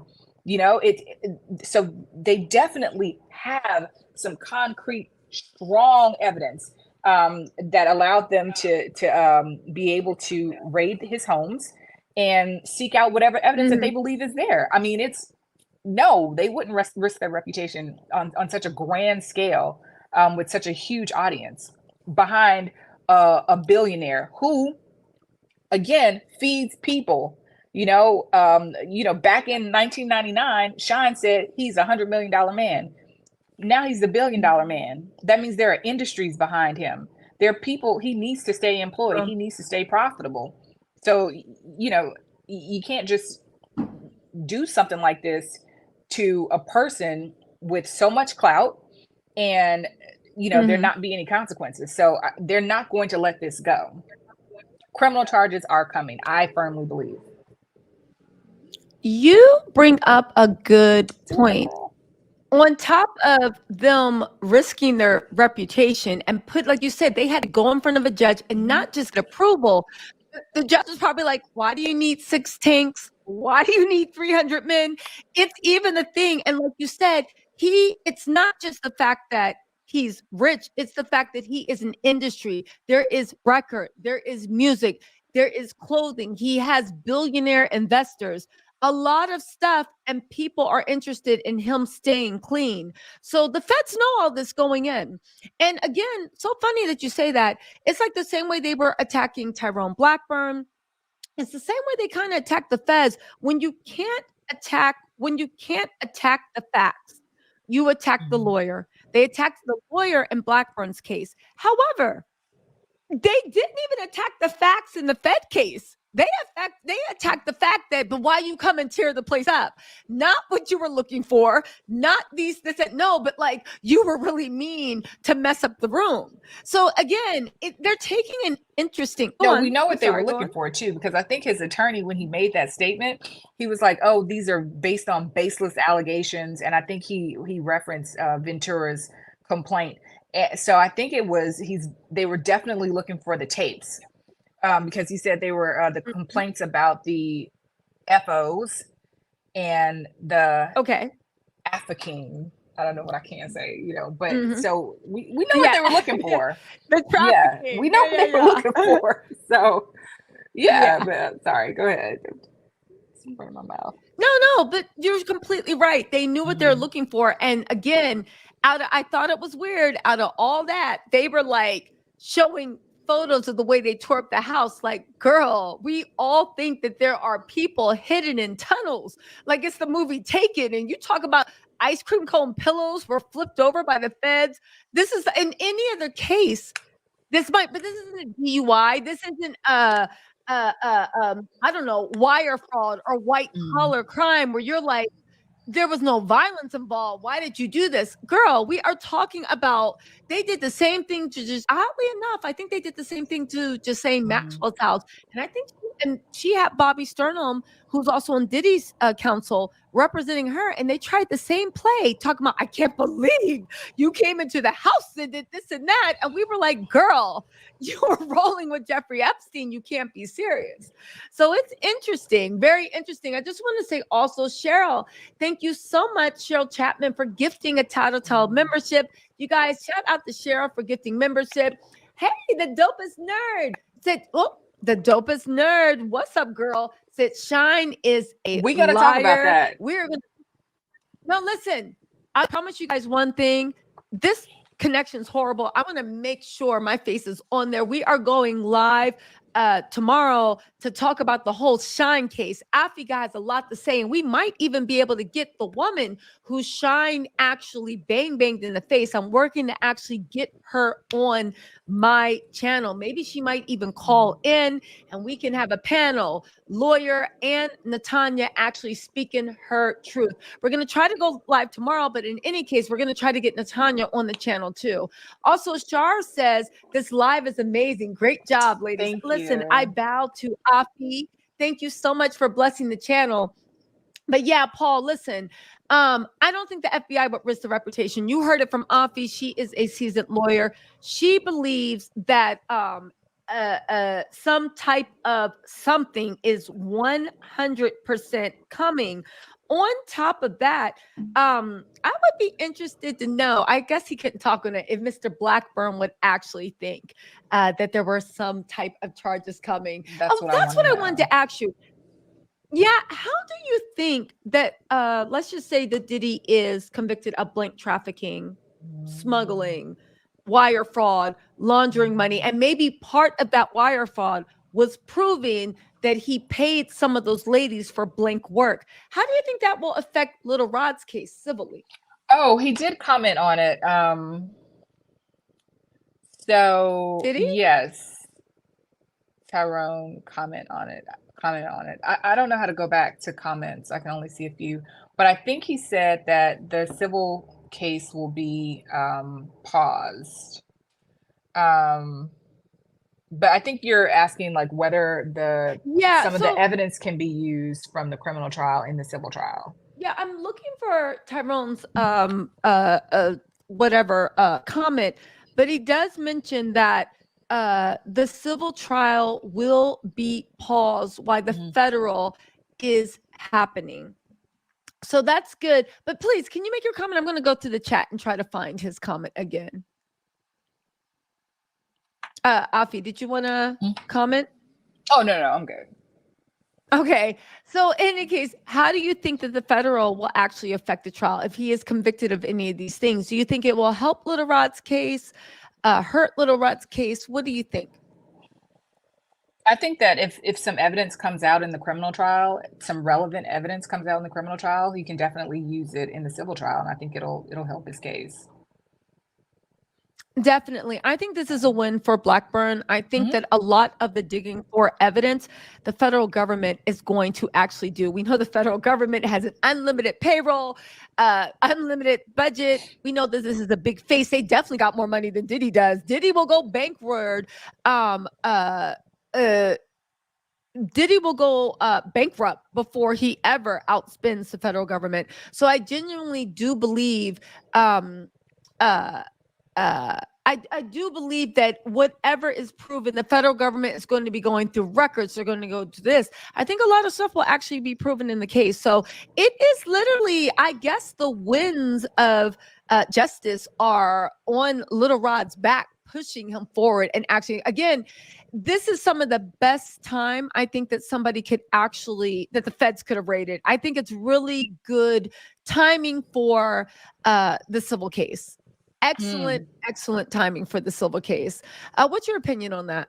No, I would also say it's never too late to settle, but I'm sure Mr. Blackburn would say yesterday's price is not today's price. Repeat that, because I think it needs to be said. Which part? The yesterday's price is never too late to settle.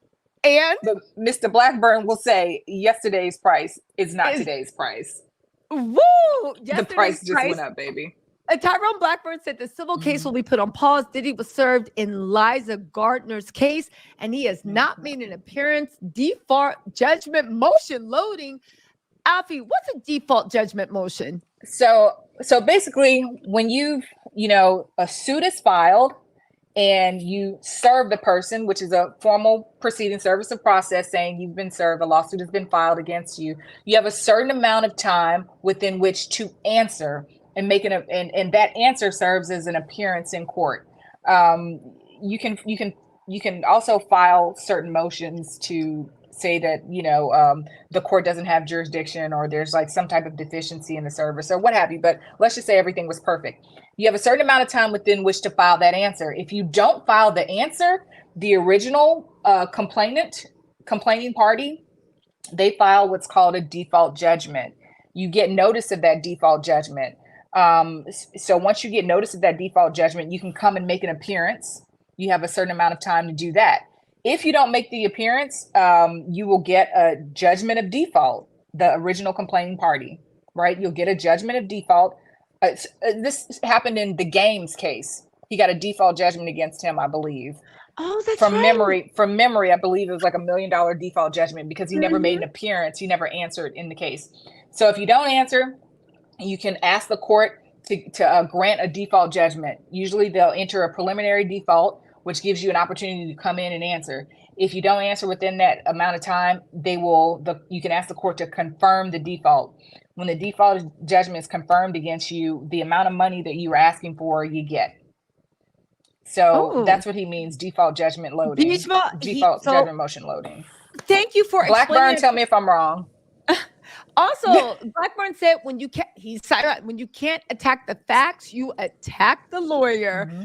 That's right. They're even attacking the feds. Really quickly, also, just going to see if Blackburn made any more comments before we go. Thank you so much, Lola, for reposting. If you guys see his comments, please feel free to repost them.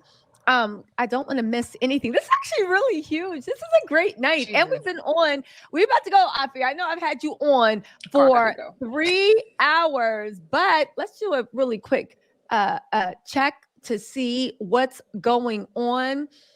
You now have 1,230 followers. Woo! Wow. I'm blown away. You guys, thank you so much for looking out for Afi. I promise you won't be disappointed. She's about to do some great things for us over the summer. And by us, I mean the YouTube community. You guys know I'm in these YouTube streets just as much as I'm on this live. Depending on how much y'all see me on live, it's a sliding scale of how much I'll be. Listen, it's how much I'll be. Listen. Wait, guess Tisa didn't know about Alpo and Misa dating. What? No, I did not know about that. Go on, jump in here. So it's so interesting. I read, there's this guy I follow on Twitter, I forgot, but he knows everything about like the streets. And I did like a deep dive on Alpo, and I think he was in witness protection. But when he was killed, I think he was out of witness protection because he wasn't following the rules or what have you. But Shine, I was watching an interview he did. You know, he used to be called Shine Poe, and he said he got the nickname with some girl he was dating or something. I'm sure I'm butchering the story, but that Poe part came from Alpo. You know, I guess they were just like two New York guys or whatever in the streets. But yeah, were Alpo and Diddy supposedly friends at one point? Yes, they were super, super close friends. In the interview I did with Gene Dill, he talks about like Diddy kind of like snaked everybody. Once he got in with Clive Davis, he kind of snaked everybody. Gene Dill even suggests that Diddy, well, go watch the interview, but he said Diddy had something to do with Wolf going because he was Diddy was still playing BMF off. And Wolf, Diddy wanted to be like, screw them. They all in jail. I don't have to pay anyone. And Wolf actually got involved and was like, no, like you still got to pay their families, even though Wolf actually, he tells a story about, it's actually sad, his last night on this earth. And, you know, Diddy just went into not paying anything after that. Again, Diddy is, also they said the FBI did the same thing to Jen Shaw. I know that's right. And Jen Shaw case was harder to prove because there is a thin line between aggressive marketing and what is it? MLS, multi-level sales schemes. Yeah. It's a very, very thin line. Jen Shaw's case, to tell you the truth, was a lot more gray than people imagine. A lot more gray. They just happened to go. But yeah. Let's see what's on. Let me just make sure there's no more things. Listen, you guys. One, I want to thank you guys. Go on. I'm sorry. Someone just asked jump a in. question. Yeah, Crystal Cove. Did we talk about this? Cassie's complaint was originally 70 plus pages, but only 35 pages were filed. Do you think in their cooperation with the feds, Wigdor gave them the whole 70 pages? I don't know what that means. Like if 35 pages were filed and available to the public, you know, I think that you don't just file half of a complaint, you know. If it was 70 pages, I don't know how you would know it was 70 pages unless it was like public information. So they didn't have to give anything over. It was public information. I'm assuming maybe just 35 pages were available to the public. That's just what I'm assuming, because otherwise you just got to help me out with that question. I think I heard this theory before. I didn't understand it either. Like, why wouldn't you just give? But I think like with Cassie, the 70 pages, again, I don't know what happened with that, but I think what they're asking is when they went to the feds, you know how you give a witness statement, right? Maybe Douglas Whitmore had he treated Cassie's thing as a witness statement. So the feds interview you, but you can also give something that's actually typed up. Like, this is my recollection of what happened. So someone, I think it was Tough News actually, that had this, and Tough News has been accurate about a few things, right?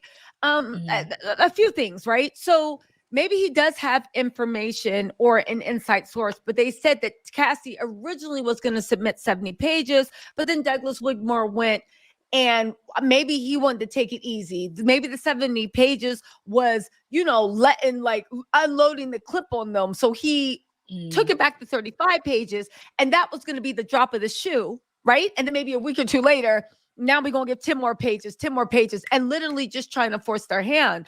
Some people thought that Blackburn had unloaded the clip on Diddy where he gave his, 80 something page thing. But at the end of the day, we ended up finding out, no, we just thought he emptied the clip. He literally had 6 other you know, he was like, oh, that was just a warning shot. We got it. He has an AK-47 sitting on a ready. Really quick, let me just read these last few things and then we can go. 3-hour live. I know, we're about to go. Hold on. It doesn't feel like it. It doesn't feel like it. It feels like it's been 20 minutes. Like, oh my God. Karina Perkins. Yeah. So listen. Okay. So really quick, let me put. Y'all, I cannot hold it down. I can't. Let me look to the chats. I'll Okay. try my best. So, Oh, okay. Thank God. Okay. so the social work chose me said, it's not what was said, but what's not said. We now know the attorneys had a lawsuit for months. The rape was performative. Diddy removed serious info. Maybe. I don't know about that rape being performative. The way Diddy scrambling, even if it was performative, they didn't burn enough stuff. Crystal Cove said, Cassie's complaint was original. Also, what you're reading. Thank you so much for the super chat, social work, and also Crystal Cove, the generous super chat, said Cassie's complaint was originally 70 pages, but only 35 pages were filed. Do you think in their cooperation with the feds, Woodyork gave them the whole 70 pages because there's a lot more? Yeah, I actually do think maybe. Katrina Perkins, thank you so much for being a member, for just signing up. Also, Jonas Boleno says, what does it take to reopen a case like the shooting with J-Lo involved or even possible assassination that went undetected under the rug? Don't answer that because that's for tomorrow's live. But Jonas, we got you. We are going to go live about that tomorrow. The dopest nerd, everybody say hello to Natanya Rubin. Natanya, we're going to try to have you on tomorrow. We're going to try to have you on tomorrow. We're going to see, Natanya. We're going to see. I'm going to shoot you an email and see what happens. Natanya, girl, I'm going to harass you. Lisa Monroe said, it was said that Diddy had 21 days to respond to Little Rod's lawsuit. That's right. Kim G, thank you so much for the super chat. Said, thanks, ladies, for an amazing time. Live stream. Oh, look, we have Popcorn Planet. Says, thanks for sharing our interviews. So many folks keep sharing your videos to me, too. We got to do a stream sometime. Keep up the good work.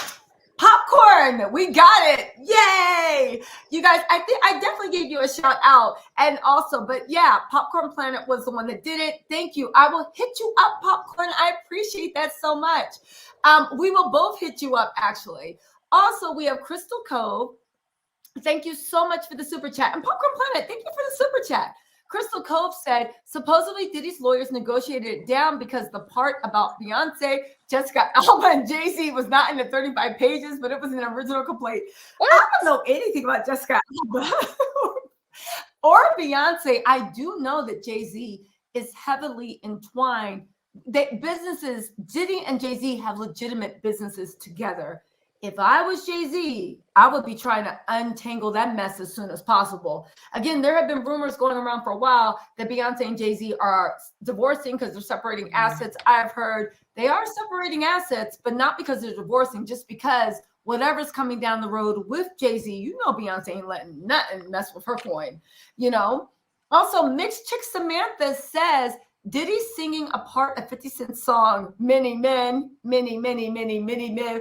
Diddy done drove himself crazy like he did John Oddie. Listen. And also Sandra J. Thank you so much for the super sticker. Listen, you guys, this has been a great live. Alfie is probably like screaming for help.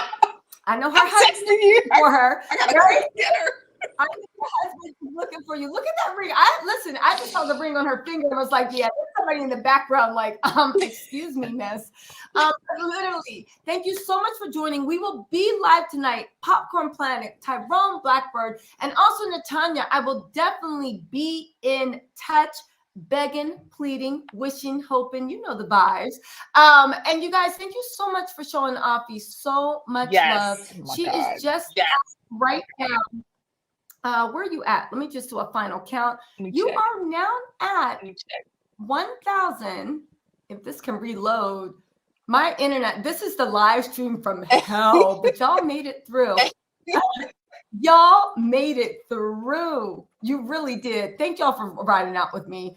I can't even get oh, here we go. You now have 1,250 subscribers. You guys, thank you so much. Let me turn the camera on so y'all know this. Thank you so much. With my internet.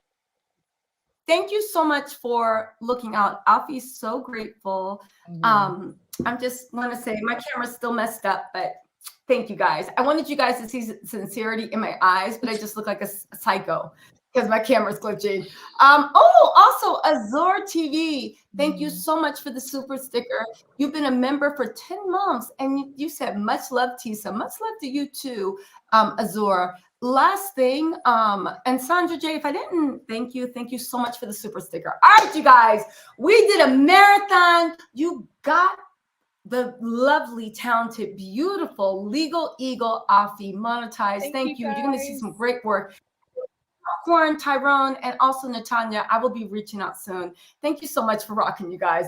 And the struggle, it was a live stream from hell. I can't believe we got through it. Also, Kadia, last one in, we got to say before we go, Kita G, great live. Thank you guys. No, thank you guys for rocking with me. I'll talk to y'all later. Bye, everybody. Bye, guys. Bye, Tisa.